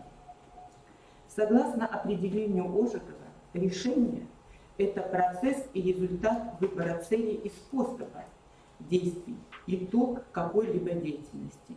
В психологии принятие решения рассматривается как этап волевого акта. Изучая опыт развития образовательного процесса в Сиэтле, США, в свете развития инклюзивного образования я пришла к выводу о необходимом эволюционном характере изменения образовательной среды в своей школе. Так у нас в школе появилась программа развития «Школа для всех». Реализация этой программы не просто опыт международного взаимодействия, не просто актуализация острых вопросов в сфере образования. Она явилась основой для изменения глобального характера, который претерпевает и ломает стереотипы всей образовательной системы в целом. Вместе с коллегами мы приняли решение вести школу по новому вектору развития – управлять инновационной школой. Инклюзивное образование, по мнению Колупаева, предусматривает создание образовательной среды, которая бы отвечала потребностям и возможностям каждого ребенка. Здесь образовательная система складывается с главным принципом инклюзивного образования. Не ребенок подгоняет под существующего в образовательном учреждении условия и нормы, а наоборот. Вся система предусматривает потребности, подстраиваться под потребности и возможности конкретного ребенка. Это очень важно.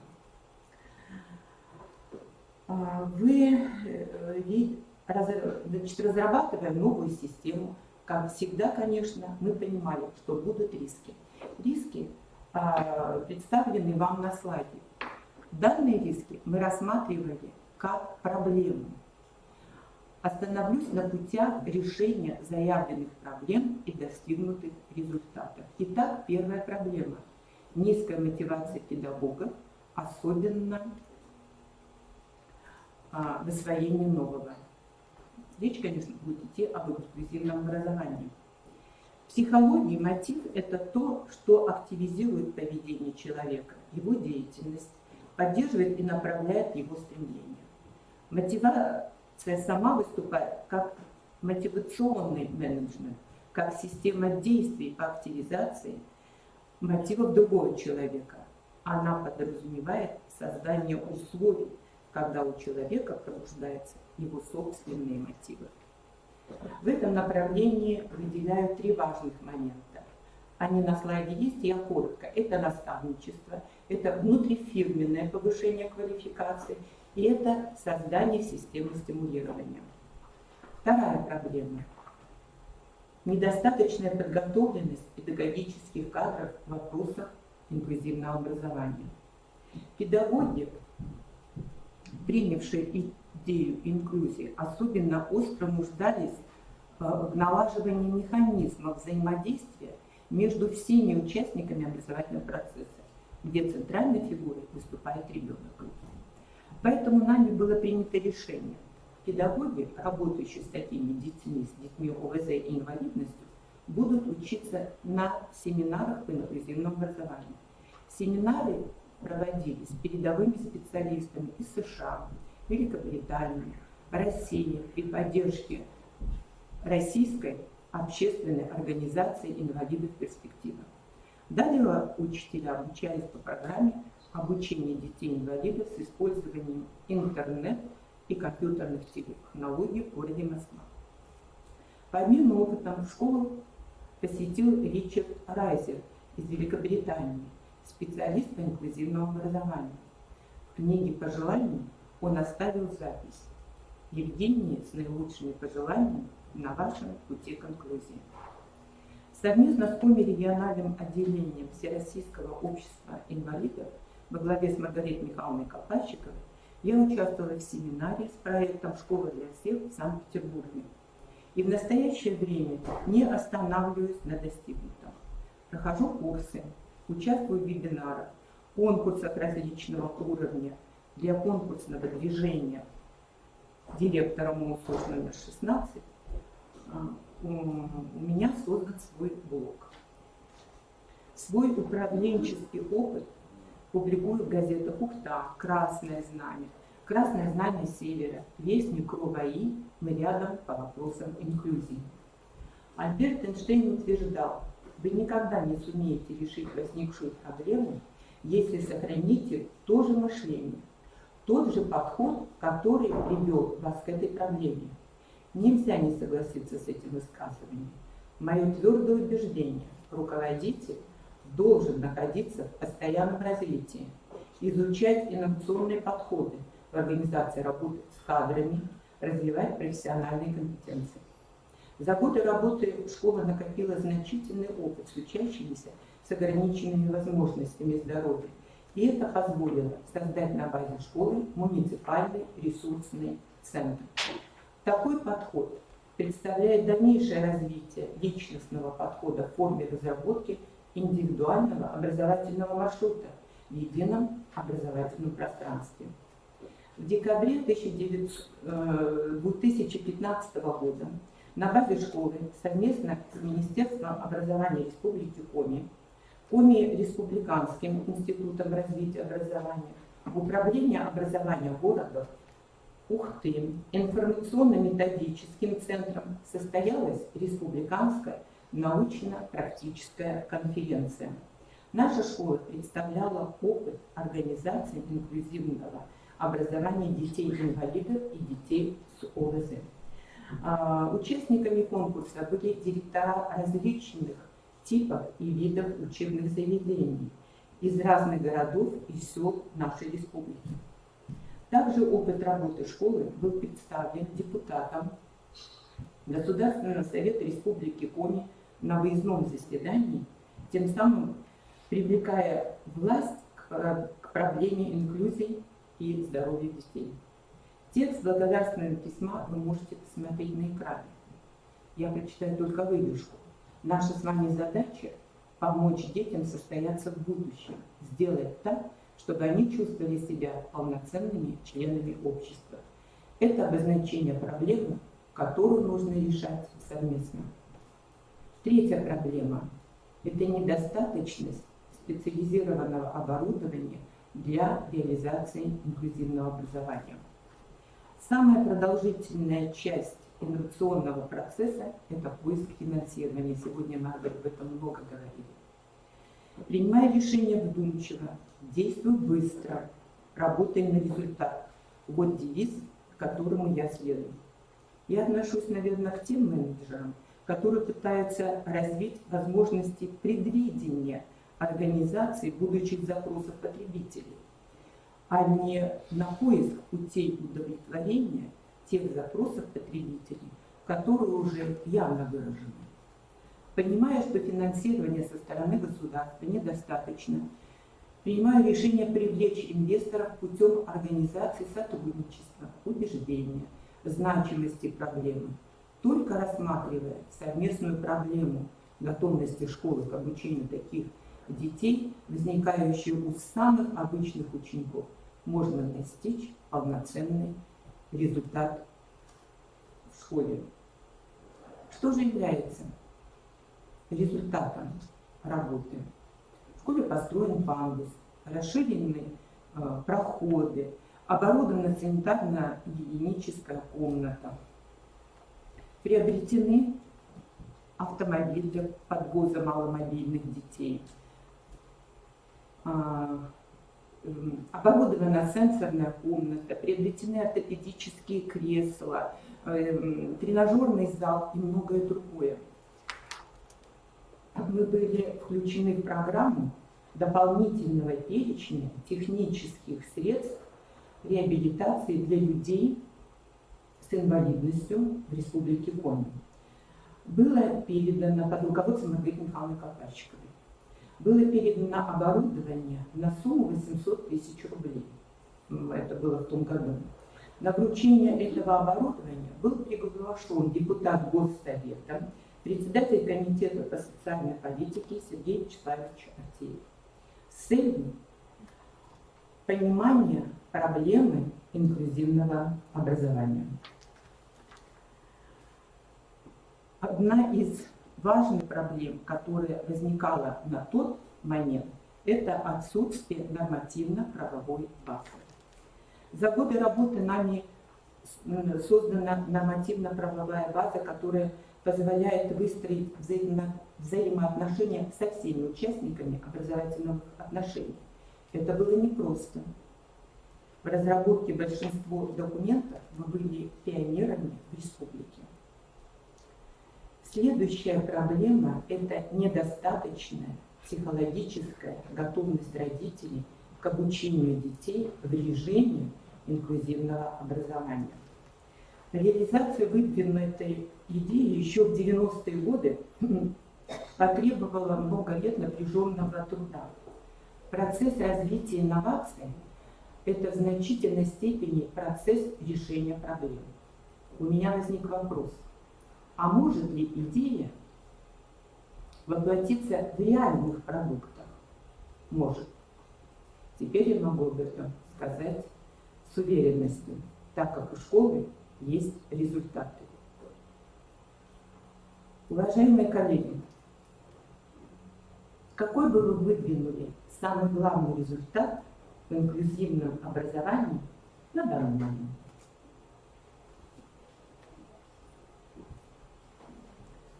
Ну,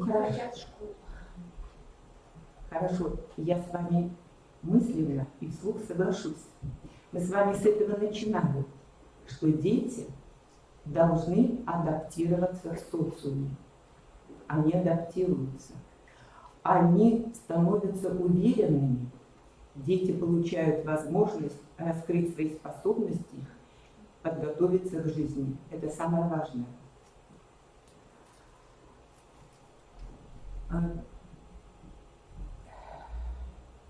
Мы выработали систему принципов взаимодействия. Предпринимаем меры по преодолению стереотипов, о которых я говорила выше. Выпускники нашей школы успешно усваивают программу СПО высших учебных заведений. Наблюдается положительная динамика достижений качества образования. Вы видите на слайде наши результаты наших детей. Школа работает в режиме здоровья-сберегающих технологий. Для достижения результатов в работе с особыми детьми нами были приняты решения. А почему были приняты эти решения? Потому что сегодня в современных условиях становится актуальной проблема конкурентоспособности. И мы принимаем решение. Первое. Школа работает в режиме школы полного дня. Вы видите на слайде, что это значит. И второе. На базе школы много лет функционирует городской оздоровительный лагерь «Ухтинец», где дети спят, трехразово питаются и оздоравливаются на базе нашей грязелечебницы бесплатно. Школа работает в режиме триместра, и с 1 по 11 класс мы обучаемся на 5-дневном режиме работы. У нас многие школы городские, почти все, мы перешли на 5-дневку. Управление школой – это особый процесс с точки зрения менеджмента. Недаром его определяют как науку и искусство. Овладеть этим искусством удалось мне не сразу. Закончив Коми государственный педагогический институт по специальности математика, отправилась работу в школу Прилузского района. Через год своей педагогической деятельности у меня взяла интервью местная газета. На вопрос журналиста: «Вы не разочаровались в выбранной профессии?» Я ответила: разочароваться – это невозможно. Никогда никакая работа не заменит ту, которую я выбрала в своей жизни. Впоследствии так и была названа статья «Разочароваться невозможно». Меня поставили в резерв на должность директора школы, моим наставником была завуч и директор школы. А с 1986 года по настоящее время я работаю директором школы. Много лет возглавляю в школе совет директоров. Возвращаюсь к мысли Альберта Эйнштейна о том, что проблема или проблемы не могут быть решены на том же уровне мышления, который создал их. Хочу отметить, что руководитель должен не только сам непримерно учиться, но и направлять других. Наставничество я продолжаю и в своей деятельности. По программе кадрового резерва школы молодого руководителя обучали заместители директора, которые впоследствии стали хорошими директорами школы. Проводя рефлексию собственной деятельности в условиях инновационного развития образования, я выстроила для себя пирамиду. Вы его на слайде видите. Но если коротко сказать, что главное – это душевное, нравственное и физическое здоровье. Я в городе занимаюсь очень много общественной работой. 3 года подряд я была членом общественного совета при руководителе администрации города, член Союза женщин города Ухты, уполномоченный по правам ребенка, возглавляю совет директоров. Это дает мне возможность решать проблемы, находить точки соприкосновения и получать положительный результат. 30 лет работы руководителем школы, которой созданы условия для детей с особыми образовательными потребностями, позволило мне понять, что успех – это понятие относительное. Для меня успех – это счастье в глазах ребенка и его родителей. Это радость от того, что педагог готов каждый день отдавать частичку души таким детям. А еще поняла, что нет универсальной формулы успеха. Есть управленческий опыт, рядом команда профессионалов, есть умение жить за гранью стереотипов ради благополучия других людей. Именно это и обеспечивает успех. Я благодарю вас за внимание. Я готова ответить на ваши вопросы. Я всегда рада общению. Я думаю, что сегодня в рамках конкурса я привела еще много единомышленников из разных городов, присутствующих здесь, из села, хотя у меня их и много. Мои реквизиты все на слайде, поэтому если будет какой-то вопрос, я всегда рада поделиться им. Спасибо, Евгения Юрьевна. Уважаемые члены жюри, пожалуйста, ваши вопросы к конкурсанту. Евгения Юрьевна, скажите, пожалуйста, вот, каким может быть управленческим опытом, да, в данном случае или какой управленческий опыт вы могли бы ретранслировать, наверное, все-таки уже не в рамках муниципалитета, а в целом, да, на уровне республики относительно организации именно инклюзивного образования в школе? Потому что опыт у вас действительно очень огромный, емкий. И эта проблематика действительно актуальна в настоящий момент, то есть когда вот школа не всегда будет готова к определенным, в том числе управленческим решениям. Ну, надо сказать, те управленческие решения и функции, что это и анализ, и целеполагание, и планирование, и организация распределений между членами планирования, и стимулирование, и контроль, и обратная связь, и опять возвращение к анализу и целеполаганию. Поэтому вот с этими вопросами, ну и с любыми другими, которые являются подпунктами этих вопросов, я всегда готова поделиться. Я уже делилась этим опытом, по-моему, с кировчанами по онлайну.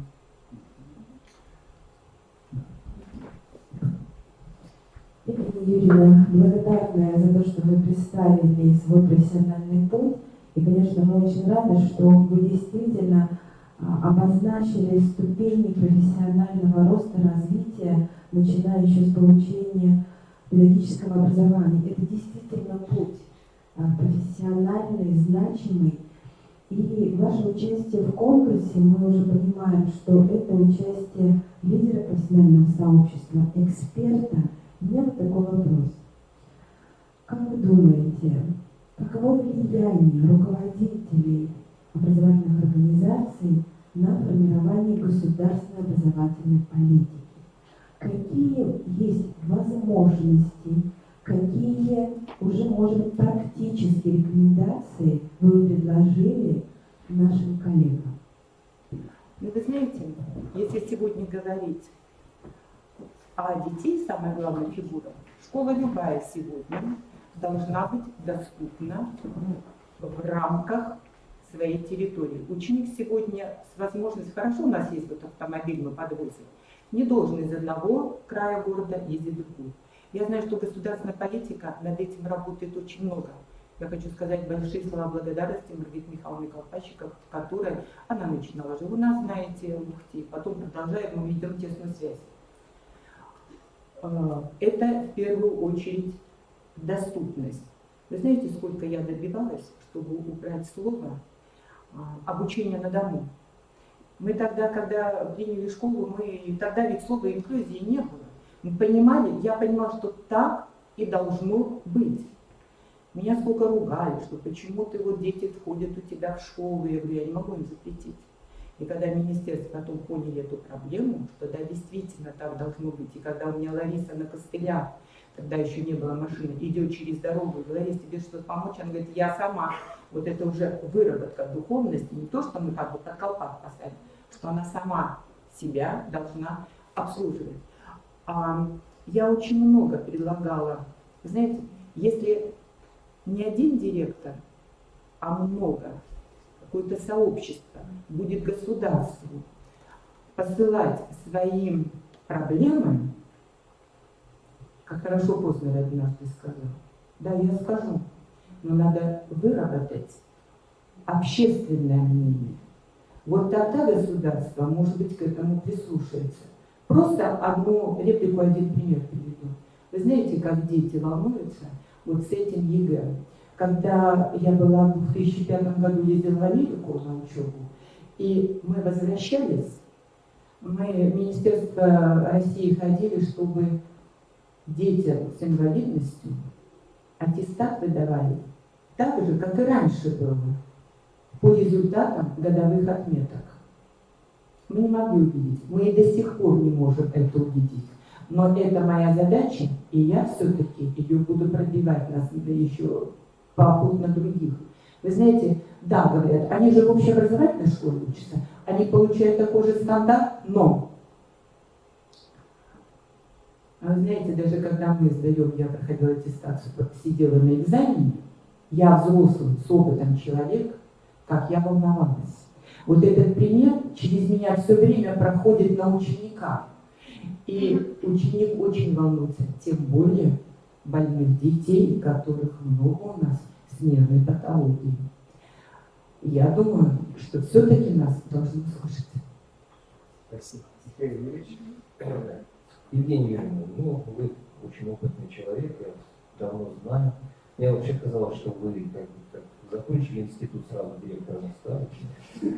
Вот. Я тоже в другом качестве никогда вас не видел. Поэтому вам один из самых сложных вопросов, который лично меня волнует. Я вот неоднократно, вы знаете, выступал за то, чтобы все образовательные организации подчинялись Министерству образования. Да? У меня есть много противников, есть некоторые сторонники. Вот вы в 1986 году были директором школы, да? Тогда была вертикаль власти жесткая. Вот сейчас, когда министерство решает, чему и как учить, а муниципалитет кому и сколько за это заплатят, то есть появилась проблема. Вы вообще видите в этом проблему? Или так и надо? Как все-таки должно быть? Должна быть жесткая вертикаль или вот так, как сейчас, все-таки лучше? Мы много обсуждали эти вопросы своими директорами, когда проводили общественные советы, так, в кулуарах. Вы знаете, тут можно ответить двояко. Вот у нас 5 школ, школа-интернат и 45-я коррекционная школа, они перешли в прямое финансирование, о чем вы говорите. И мы их пытаем, спрашиваем, как? Они говорят, очень хорошо. Может, они в каких-то вопросах хорошо и так далее, но есть такие оперативные вопросы и работы, которые нужно решить экстренно. И вот это экстренно решаешь с управлением образования. Но когда управление образованием понимает всю стратегию и тактику, и когда они являются помощниками, а не только надзирателями, то тогда и подумаешь, а может это и хорошо. Ответила или нет, удовлетворила или нет. Но... Очень грамотный умный политик, вы ответили и мне, и другим. То есть и мне ответили, и другим придраться. Спасибо, Евгений. Я не сомневался. Да. Евгения Юрьевна, спасибо большое за доклад. Вы действительно представили управленческие задачи и пути решения вашей организации очень непростой. Поэтому действительно доклад отвечал на те требования конкурса, прежде всего, которые закладывались, наверное. Поэтому большое вам спасибо за доклад, еще раз повторяю. И вопрос, а как вы мотивируете своих сотрудников на работу с такими простыми своими детками, с их родителями, с такими вот проблемами? Я очень хотела, чтобы мне задали этот вопрос. Вы знаете, когда человек, педагог, подходит к пенсии, и мы тогда начинаем ему нагрудный знак давать, грамоту и так далее. У меня позиция совершенно другая. Молодежь нужно подпитывать и помогать. Вот мы сейчас в проекте наставничества, Наталья Юрьевна, здесь мы много работаем, много проводим семинаров, свое мышление перевернули, и молодежь нужно поддерживать сейчас, увидев в них какую-то изюминку. У меня всегда существует план награждения ко всем праздникам, начиная от благодарности начальника управления и заканчивая республикой. Я очень рада, что в пятницу моей учительницы корня языка, которая активистка, будет включать наша глава грамоту республики. И вот такая ступенечка у меня есть. Я очень рада. Далее у нас есть стенд, который каждый год мы на доску почета помещаем тех или иных учителей. У нас есть фонд стимулирования, который мы поощряем коллегиально своей комиссии. Но далее, чтобы привлечь еще молодых, я всегда им делаю общежитие. И не просто общежитие, где-то у нас там есть за городом, на Ветлосяне. Но просто если у меня такие связи и рычаги, я знаю, на какого депутата и на какого, как где подойти, начиная с нашего руководителя города. Поэтому, во-первых, надо узнать настроение руководителя, как к нему сегодня можно подойти или нет. Психология очень тонкая наука и очень хорошая. И если ей правильно следовать, она всегда получит 100% результат. Поэтому вся моя молодежь живет рядом, через дорогу со школой. Спасибо. Спасибо, Евгения Юрьевна. Мы поздравляем вас с тем, что конкурсные испытания поняли, что это для вас огромное спасибо. Ну и я приглашаю для следующего представления управленческого опыта Наталью Еленовну Марку. Пожалуйста, вам слово.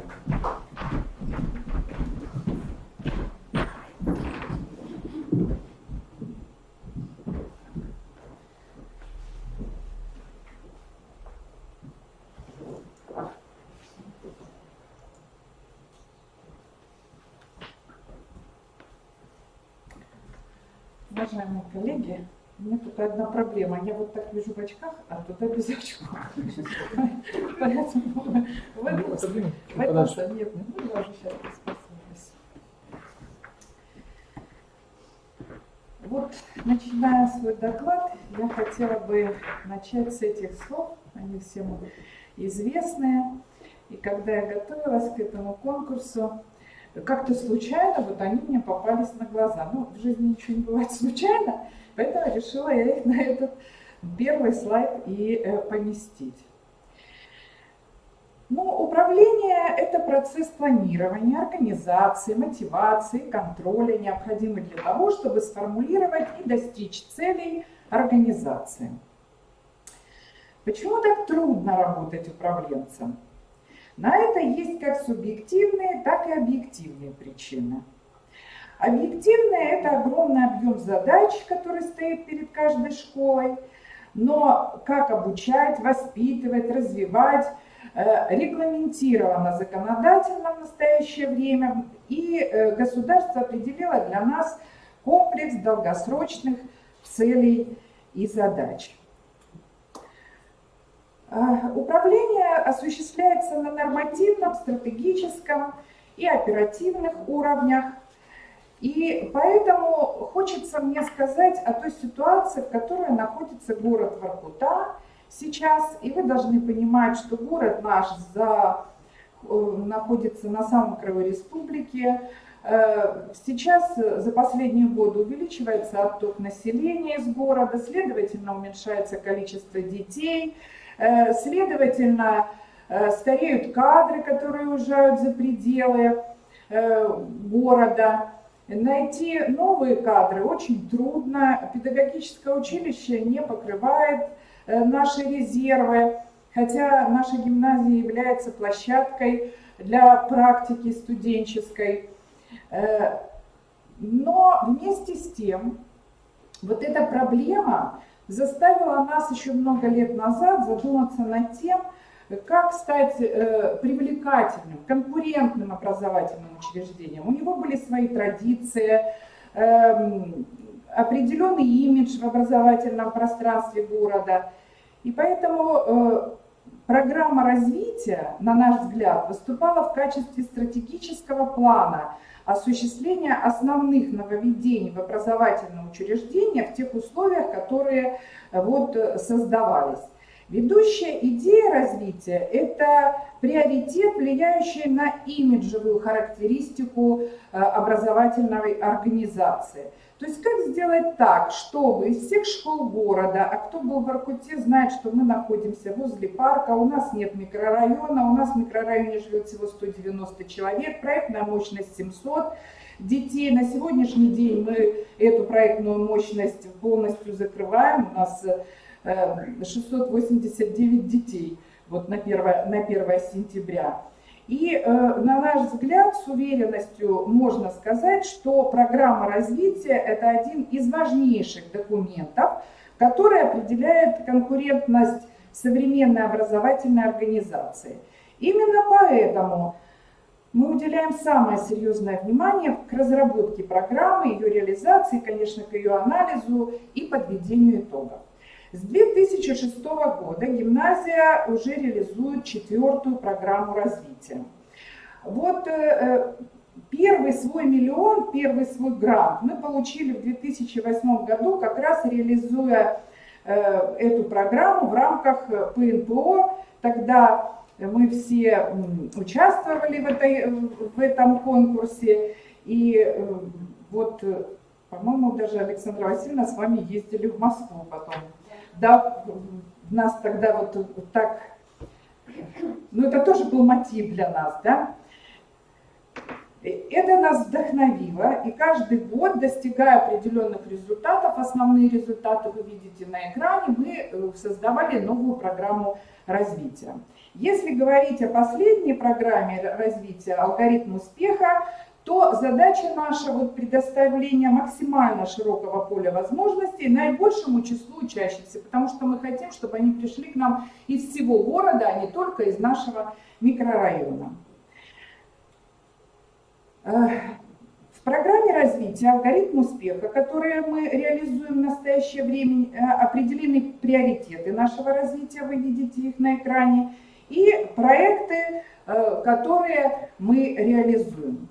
Одним из решающих условий успешного управления образовательным процессом является проектно-целевой метод или управление по целям.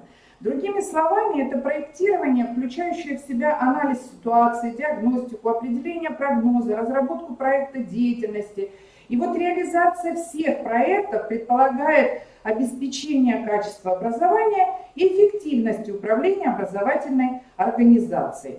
В соответствии с определением, проект – это способ достижения цели через детальную разработку проблемы, которая должна завершиться вполне реальным, практическим результатом. По своей сути, проектирование – это, собственно, способ планирования, осуществления реальности, при котором нужно продумать не только образ будущего, но и разработать систему реализации своих целей. Все образовательные проекты концептуально направлены на реализацию программы развития успеха. Остановлюсь отдельно на каждом проекте.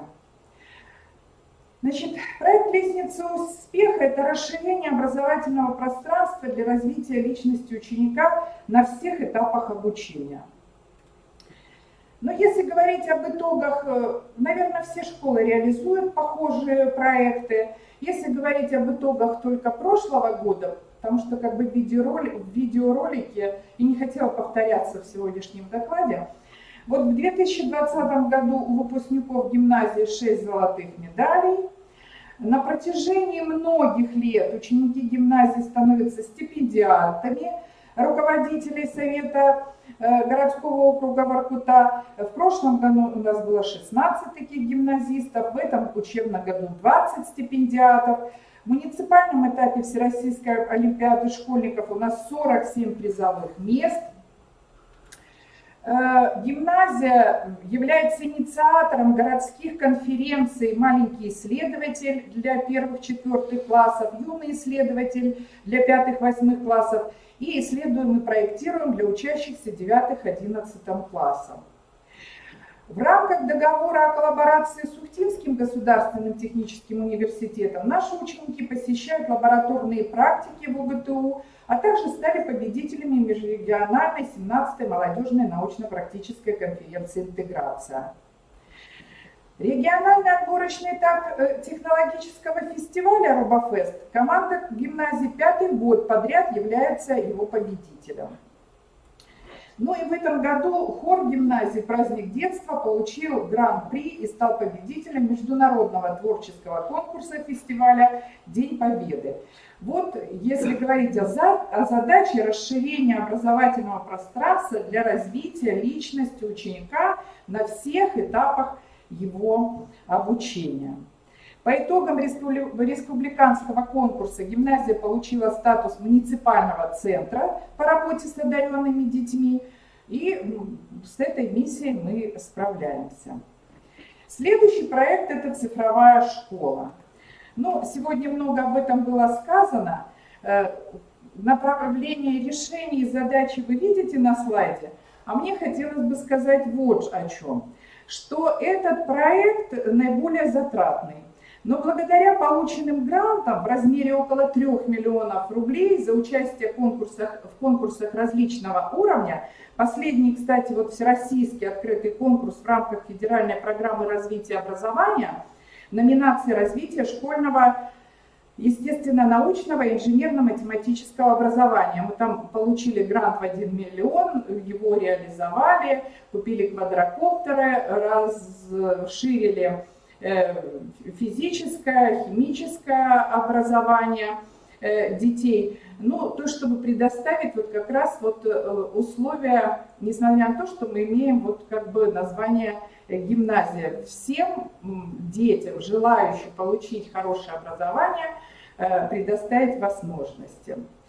Эффект состоит в том, что нового оборудования в гимназии много, но недостаточно, что приводит к самому главному – изменению сознания учителя и его стремление быть не только по-доброму консервативным, но и современным, осваивающим цифровые технологии. Мы тоже использовали и Zoom при дистанционном обучении. И, собственно, нужно сказать, что у нас коллектив 50 на 50. У нас есть стажисты, люди с опытом, со званием. И есть совершенно молодые педагоги, наши ученики. У меня в коллективе работают две моих ученицы, которых я еще учила в 1 классе, потому что я по своему первому образованию учитель начальных классов. И мне очень радостно, что они пришли в школу, работают с нами и даже дают результаты и стали победителями муниципального конкурса «Учитель года». Следующий проект – это «Лучшая школа» или пиар. Вот хотелось бы остановиться на пиар. Это расширение наших связей с общественностью, продолжение работы по формированию имиджа гимназии, отвечающей современным требованиям. Следует отличать пиар от рекламы. Хотя и то, и другое обеспечивает процесс деловых коммуникаций, но реклама все-таки рассказывает о товаре, а пиар о фирме-производителя. Поэтому мы вот своей фирмой очень дорожим и имидж образовательного учреждения вот поддерживаем во всех направлениях. Нами разработан бренд гимназии. Вот этот слоган, который вы видите на экране, можете увидеть прямо при входе в гимназию. Его придумали выпускники. Было такое творческое задание у них на выпускном вечере. И мы его реализовали. Теперь это на зеркале при входе. Все знают этот наш слоган. Осуществляется персональный пиар учителей в выступлениях администрации перед общественностью. Ежегодно я выступаю перед родительской общественностью. И вообще родительские собрания всегда у нас проходят сначала с общешкольного заседания всех родителей, только потом они расходятся по классам. И таким образом я общаюсь с каждым родителем и практически знаю всех родителей своих детей. Кроме того, для того, чтобы быть в гуще событий и как бы понимать запросы родителей и детей еще ближе, я всегда веду уроки истории в 5 классе. Поэтому все дети проходят через меня, я их всех знаю, как их зовут и по имени, отчеству их родителей, что тоже дает возможность для более тесного понимания и решения конфликтных ситуаций, которые, безусловно, бывают в жизни. И поэтому и предложения легче родители продвигают, да, когда они непосредственно имеют связь с руководителем и когда, в общем-то, администрация для них доступна. Разрабатываются и издаются информационно-рекламные буклеты и листовки. Наличие делового стиля у всех педагогов и учащихся гимназии формирует имидж нашего образовательного учреждения. По внешнему виду наших учеников и учителей нас узнают в школе, в городе. И нужно сказать, что это тоже не навязанная сверху идея. Это проект, который тоже реализовали школьники. Помните, когда был нормативный такой документ от Министерства образования, и тогда мы предложили старшеклассникам, чтобы они разработали проект школьной формы. Они сотрудничали с нашей швейной фабрикой. И вот сейчас, изучая сайты конкурсантов я даже увидела, что на некоторых из них есть вот ролики о школьной одежде. Собственно, это ролик в нашей школе и наших детей. Так что мы непосредственно принимали участие в разработке этого имиджа и для республики в целом.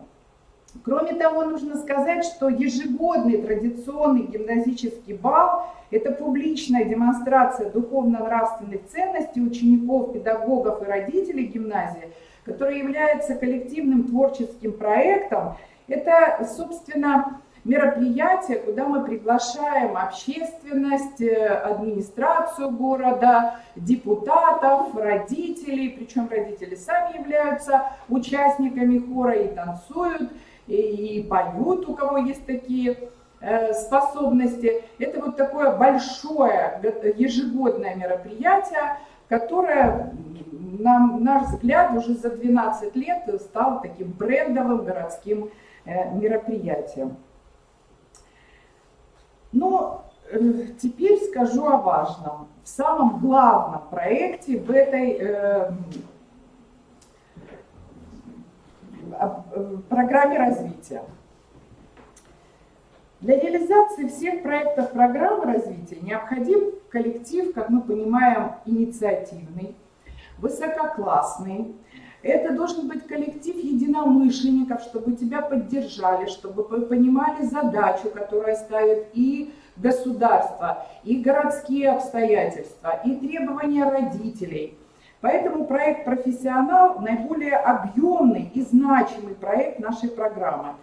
Вот Ушинский сказал, что ничего нельзя изменить или улучшить в школе, минуя голову учителя. Вот слова он сказал эти давно, и мы должны понимать, что вот ничего за это время не изменилось. Потому что если мы не изменим, ну, если можно сказать такое слово, менталитет учителя, его отношение к работе, если мы не создадим статус учителя в образовательном учреждении, если мы не будем уважать, как это было вот в советские годы, когда шел учитель по городу, да, особенно вот у нас в Воркуте всех учителей знали в лицо, город маленький, все друг друга знают, то вы понимаете, что сейчас, конечно, ситуация меняется. Вот жизнь меняет эту ситуацию, а хотелось бы, чтобы учитель все-таки оставался интеллигентом, да, вот все-таки, чтобы к нему обращались как к человеку, который несет культуру, и прежде всего даже общую культуру. Но я остановлюсь на некоторых направлениях, потому что, на мой взгляд, это интересно. И, наверное, вот я все время думала, я же буду слушать других и буду перенимать какой-то опыт, какие-то вот крупинки или что-то глобальное, что будут рассказывать коллеги мои. Я думаю, что из того, что я вам расскажу, вы тоже все это делаете. Но, на мой взгляд, вот в реализации вот этого проекта «Профессионал» у нас есть такие какие-то находки, которые вы, наверное, тоже сможете взять на вооружение. Конечно, нельзя перенять опыт, можно перенять только технологию, но вот мы хотим предложить вам вот некоторые решения. Значит, существует профессиональная учеба. Вы ознакомьтесь, пожалуйста, со слайдом. Это вот те профессиональные учебы за последний учебный год, которые, собственно, были актуальны, да, для решения тех насущных проблем, которые этот год перед нами, в общем-то, выявил. Вообще особенностью программы «Профессионал» состоит особенность в актуализации и реализации принципов сопровождения и успешности. Ну, слово «сопровождение» понятно. Мы хотим сопровождать учителя всячески, на всех этапах его профессиональной, даже в жизненных ситуациях. У нас есть родители, можно, в общем-то, использовать там и медиков, и юристов, и социальных работников, ну, мы все люди тоже, да, в поддержке нуждаемся. Мне хотелось бы остановиться на успешности. Вот понимаете, человек должен быть успешен хоть в чем-то. Поэтому надо развивать достоинства, а не бороться с недостатками. То есть вот если ты увидел в человеке, что в нем есть вот это достоинство, нужно таким образом дать ему такое дело. Вот задача руководителя администрации, да, вы помните, как в «Маленьком принце», как король говорит, ты должен дать то поручение, которое может человек выполнить. Вот здесь такая же ситуация. Поэтому вот успешность – это ориентация на успех. То есть человек, которому поручили дело, он должен понимать, что его успех ждет. Его будут сопровождать, он получит результат, и он будет, в общем-то, востребован и будет себя чувствовать профессионалом, хоть в как-то продвигаться, да, по этой профессиональной лестнице. Значит, общественно-педагогические акции. Они разовые и рождаются спонтанно, когда существует, надо решить какую-то проблему. Тогда приходят вот эти идеи в результате мозгового штурма, как нам эту идею, как эту нам проблему решить. И существуют такие вот общественно-педагогические акции. Они служат, собственно, для объединения педагогического коллектива, и при организации проведения дела здесь участвуют и ученики, и родители, у кого есть какие возможности, и педагоги. И поэтому в конце, перед началом учебного года мы вручаем лучшему классу, общественности родительской, кто принимал участие в обустройстве коллектива, класса, такой кубок, который называется «Золотая пчела». То есть они все вместе трудились, и вот на первом родительском собрании мы как бы подводим итог. Это тоже стимулирует родителей, и, собственно, это дело добровольное. И решает вот такие нелюбимые, да, всеми в школе проблемы, как, например, ремонт учебных кабинетов. Вот это иллюстрация этого учебного года, что получилось. Фестивали. Это обязательно спланированное мероприятие, они есть в плане работы школы обязательно. Фестивали открытых уроков, не буду перечислять, это форма предъявления лучших достижений учителей в профессиональной сфере. То есть покажи, что ты умеешь делать лучше других. Это может быть продукт совместной деятельности учителей и учащихся, это интересные педагогические и методические решения. Номинации варьируются в зависимости от того, какие были предложены и предъявлены лучшие достижения педагогам.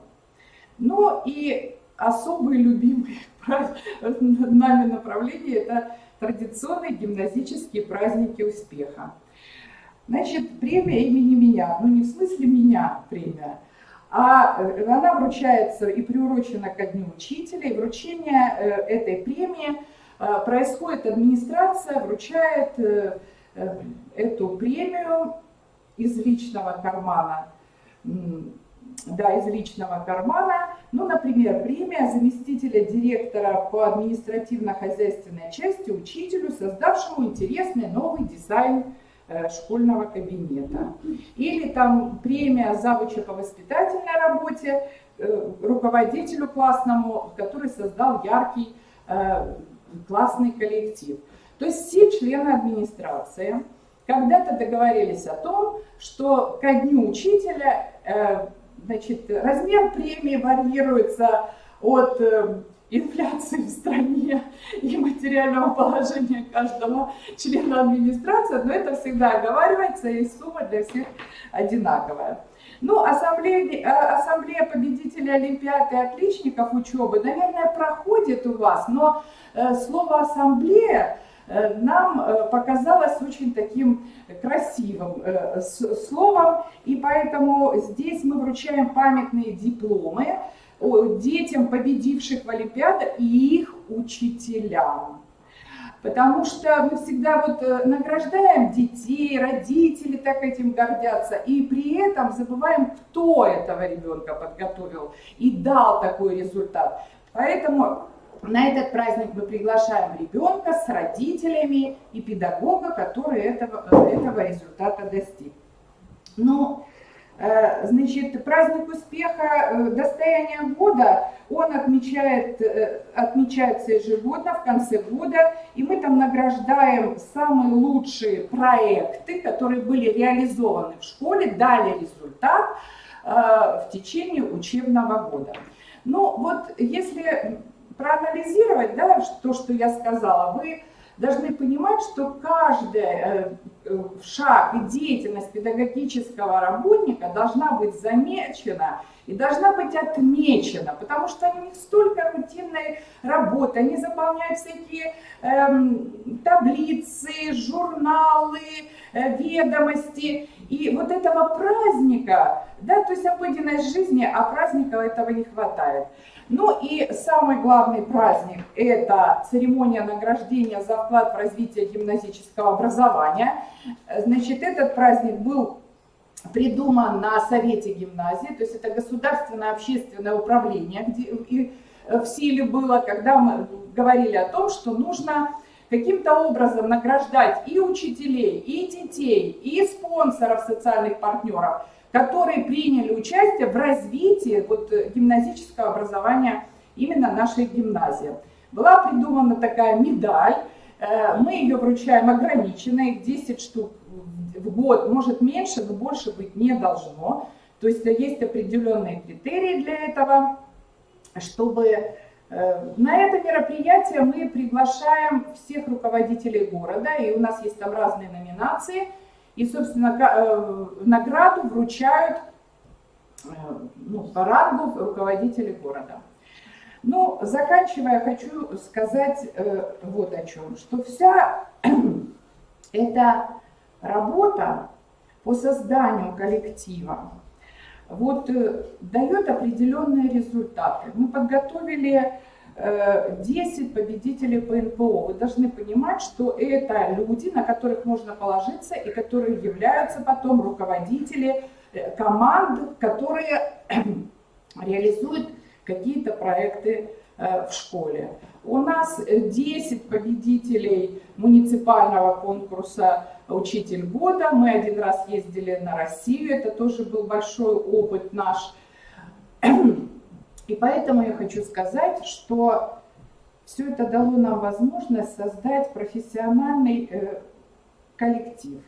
А эффект реализации решения задач напрямую зависит от умения руководителя использовать не только собственный потенциал, но прежде всего возможность группы, команды и коллектива в целом. На мой взгляд, переход к проектно-целевому управлению обусловлен объективно сформировавшимися условиями и позволит как раз достичь целей, которые ставит перед нами государство, в своих стратегических документах. Использование данного метода управления позволяет создать условия для позитивных изменений в образовательном учреждении. И сегодня каждая школа выбирает для себя путь осуществления преобразований, встает перед необходимостью выбора определенных принципов. Для нас такой принцип – это принцип педагогики успеха. Что есть успех? Успех есть максимально удачное достижение поставленной цели. Для нас успех это. И хочу вернуться к последнему слайду, с которого я начинала, и вспомнить слова Александры Васильевны, которая сказала: я бы ни за что в этом конкурсе не участвовала. Я вам хочу сказать, что вы поймите, я бы, может быть, тоже не участвовала, но у меня есть ответственность перед коллективом, который настолько привык быть успешным, везде участвовать, себя позиционировать, что я не могла от этого отказаться. Получилось бы, что я их вдохновляю, сама в этом не участвую. Но я первый раз ощутила себя в такой шкуре, извините за это слово. Это очень, очень волнительно. Спасибо. Спасибо, Наталья Ивановна. Уважаемые члены жюри, пожалуйста, задайте вопросы. Андрей Ильич. Наталья Ивановна, особенность города Воркута – это то, что это столица мира, да, накладывает отпечаток, вот, прям видно, вот, да, действительно, вы не имеете права отказываться по многим причинам, и не только из-за своей ответственности. Вот, вопрос с этого ракурса. Итак, у нас вместо детского сада «Солнышко», которое просто называлось в Советском Союзе, теперь МПТУ и еще Северо-Загранпоставка, то есть 32 слова в одном названии. Отсюда вот этот статус гимназия, да? Ну, вот если разбираться, статус лицея дает лицею возможность отбирать учеников для того, чтобы выполнять те поставленные задачи. Разница большая. Школа и лицей. Там есть конкурсные испытания, тут нет. Вы обязаны пройти. Но вот этот вот статус гимназии, как руководитель, он вот помогает, мешает. Мне понятно, что накладывает дополнительную ответственность. Но вот вообще, вот положа руку на сердце, вот как опытный руководитель, вот если это не гимназия, а просто школа, что-то поменяется? Или этот статус обязателен, и мы правильно делаем, что переименовываем все простые названия в очень сложные, это нам помогает? Или нет? Это очень хороший вопрос, потому что я вот о чем хочу сказать. Вот нам этот статус гимназии ничего не дает. Мы не отбираем детей, мы не имеем какого-то преимущества финансирования. Но когда-то, еще до изменения нового закона, этот статус у гимназии 6 был. И в маленьком городе поменять его обратно на школу, это в сознании, ну, это невозможно в сознании людей, понимаете? Поэтому этот статус, как бы, ну, это название осталось. Да, бренд остался. И вот сложность-то в том, что надо этот бренд поддерживать.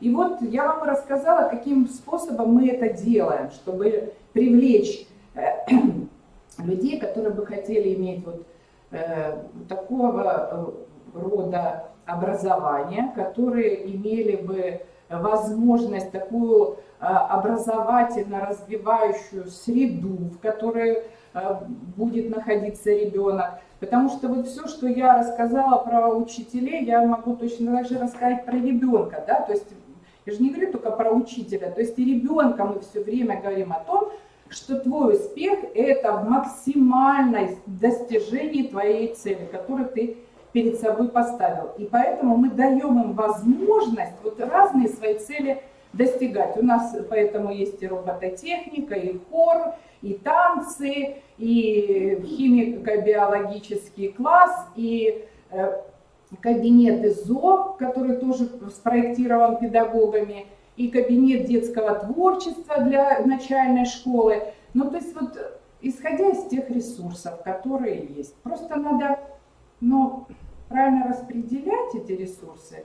И вот, как уже мой коллега сказал, иметь какие-то, ну, тоже связи, которые можно привлекать на развитие образовательной организации. Связи делают гораздо больше, чем название. Да? Нет, они не делают больше, но...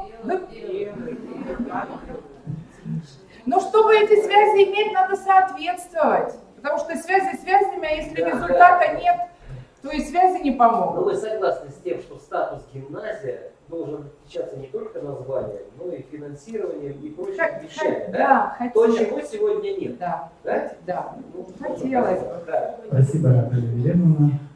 Пожалуйста, вопросы. Вы сказали об очень интересном тренде, о том, что когда вы создаете условия для развития профессиональной мотивации, вы немного ее смещаете. То есть с мотивации избегания неудач на мотивацию достижения успеха. Вот мой вопрос будет заключаться в следующем. Как это качественно изменило профессиональную деятельность педагогов в вашем учреждении? Ну, я уже сказала... Помимо того, что они участвуют в целом в конкурсах и так далее. Потому что это может быть субъективное переживание. Они удовлетворены в большей степени своей работы, они хотят заниматься. Они проходят аттестацию.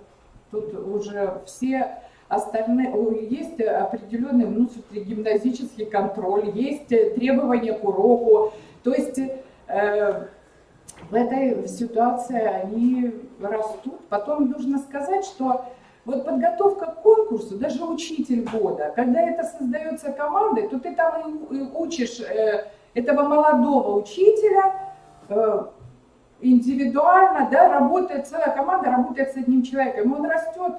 И он понимает, он же сам потом может спокойно отрефлексировать и сказать, вот это я не так делала, вот это я так делала. Поэтому, ну, наверное, то, что мы вот, опять же скажу, это глобально, но то, что мы набираем 700 человек при микрорайоне 190, наверное, говорит о том, что мы все-таки реализуем потребности, и детям, и родителям с нами комфортно, и мы получаем результат.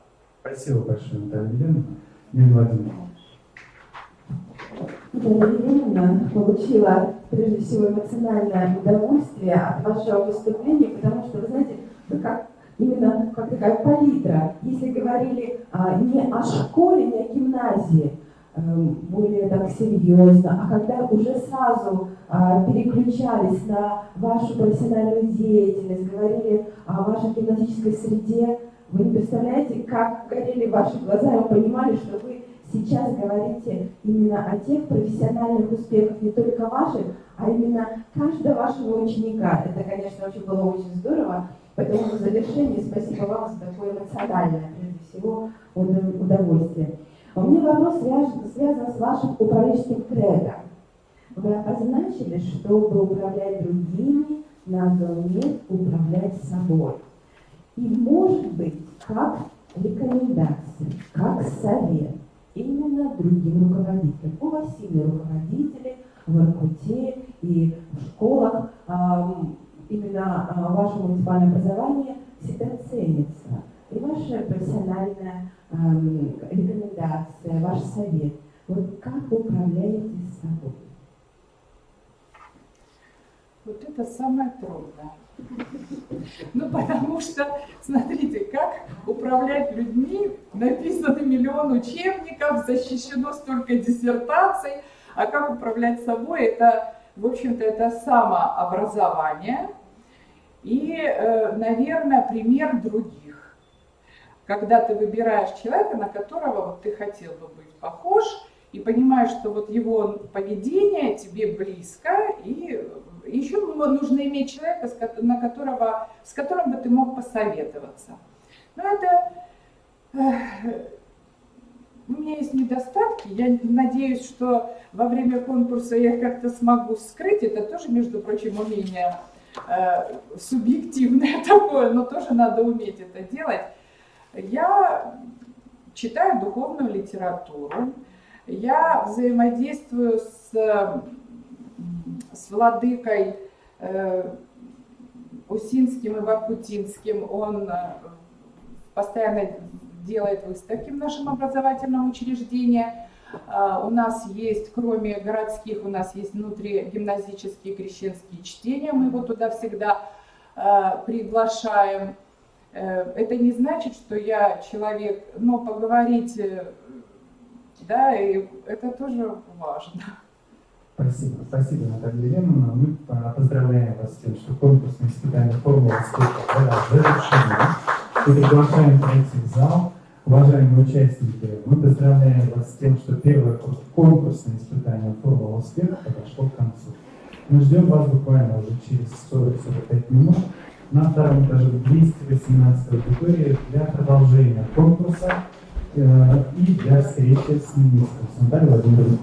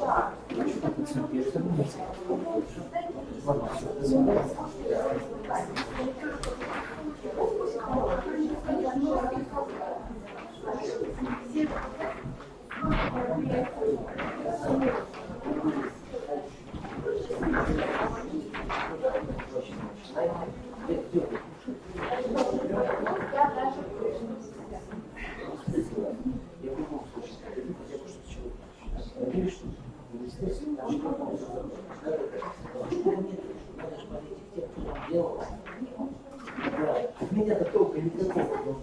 Нет, все, я уже и так. Всё.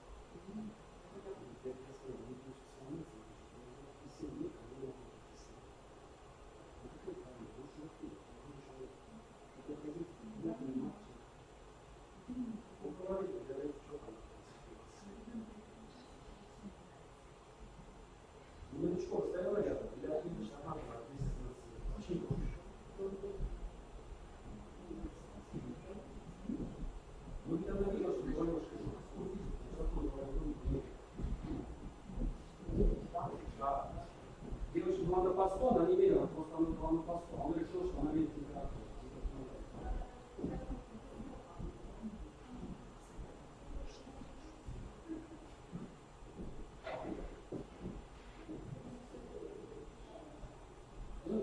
Она ответила, что у меня такое представительство. А потом дальше. А Мадонна стоят? А, с ними не живем, почему не верим?